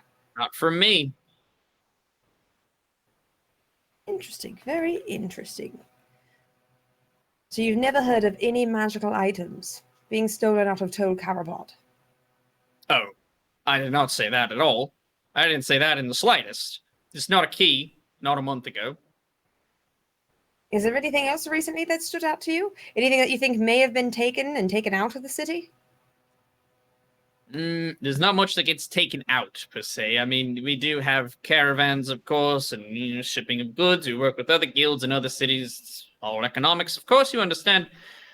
We don't really concern ourselves when we don't have to with magic. It gets a bit sticky. A little bit harder to trade. You're looking for more niche purchases. We like to go for that quick, fluid cash flow. Gotcha. And the last thing I'd like to ask you, I think, of course, I could amend that statement later. Is there anybody in our guild who works in the palace of the king? Yeah. Do you have names? Of course I do. How much would those names cost me? A lot. How much is a lot? I don't think you have enough. I don't sell out members of their own guild for nothing. You're asking me to step down from my morals here. I'm keeping them safe. They're my men. They're my boys. So they're I men. can't afford to. Might be. I mean, They're your there's a boys, lot of though. bloody men in the palace. That's true, but we've narrowed some things down now, at least. Sure. Why not? Interesting. Mendex, Okay. I'll make something clear. We have eyes, we have ears all over this bloody city. Of course I have people working in the palace, but they work for me. Don't the think I people- don't have eyes and ears on those people. And then eyes and ears on those people who have eyes and ears on the other people. Nothing gets stolen in this city unless I hear about it. At least, not that I And think yet- anyways. Good to know. It seems that perhaps you may need more eyes and ears. If something was indeed stolen, and it was stolen from the palace, and if you don't know about it, it means one of your boys in the palace is not reporting their earnings to you. So I'm not trying to get you to sell them out. They've already sold you out and betrayed the guild. Those are some bold claims. You have anything to back them up? That's what I'm trying to get. All right, well, tell you what. You find me proof? If you can find me proof that one of my men or women did, in fact, sell out some secrets of the city and is not reporting their earnings to me, if you can find me hard proof, I'll make sure you're compensated for it. Good. I mean, hopefully I'd be compensated as much as the secrecy was worth, which is a lot. You'll be compensated for it. Okay, well then, I think we've taken up enough of your time today. And thank you again for seeing us. It was very nice meeting you. Yep. You too, Invisible Bird. And he'll close the book and he'll put the chains back on it and click the lock back in place, and you see the gold piece form back up and kind of pop into the air. And he'll catch it and he'll flick it at call, and it'll bop you in the head. Ow! Can I keep this? You gonna? Yeah, sure. Thank you. It's all yours. I would like to pick up the coin. Yeah. All right then. Anything else, or we good? No, I think we're good. I'd like to start walking towards the door with Carl. And as I turn around, I would like to, before I leave the door, I want to turn around and look back at him and ask, on a different note, not related, we're going to be leaving the city here soon and we need to get pretty far pretty fast. You don't happen to know of any wizards nearby who might know a bit about teleportation? He kind of thinks to himself, scratches his bandages a little bit. Nope. Don't know any wizards. Not here, anyways.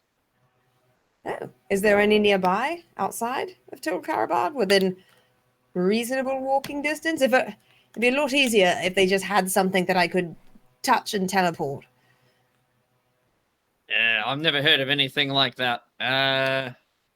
You kind of asking out of my league. If you want, I can put out a call. I mean, again, that's going to cost you money, but I can put out some searches for information for you. How much would that cost? Bloody hell. You're just looking for what?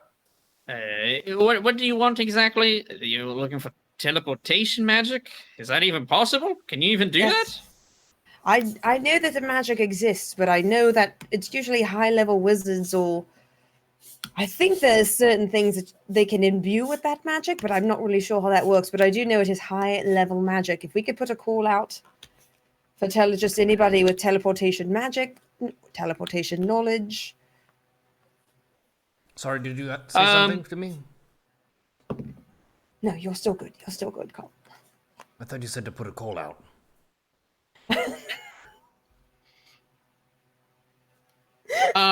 He'll say, for basic information that I'm not even sure I can get, another 10 gold. We'll return half of it if we don't come back with anything.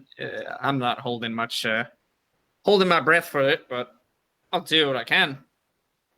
That sounds very reasonable. I'd like to give him 10 gold before I leave. Yep.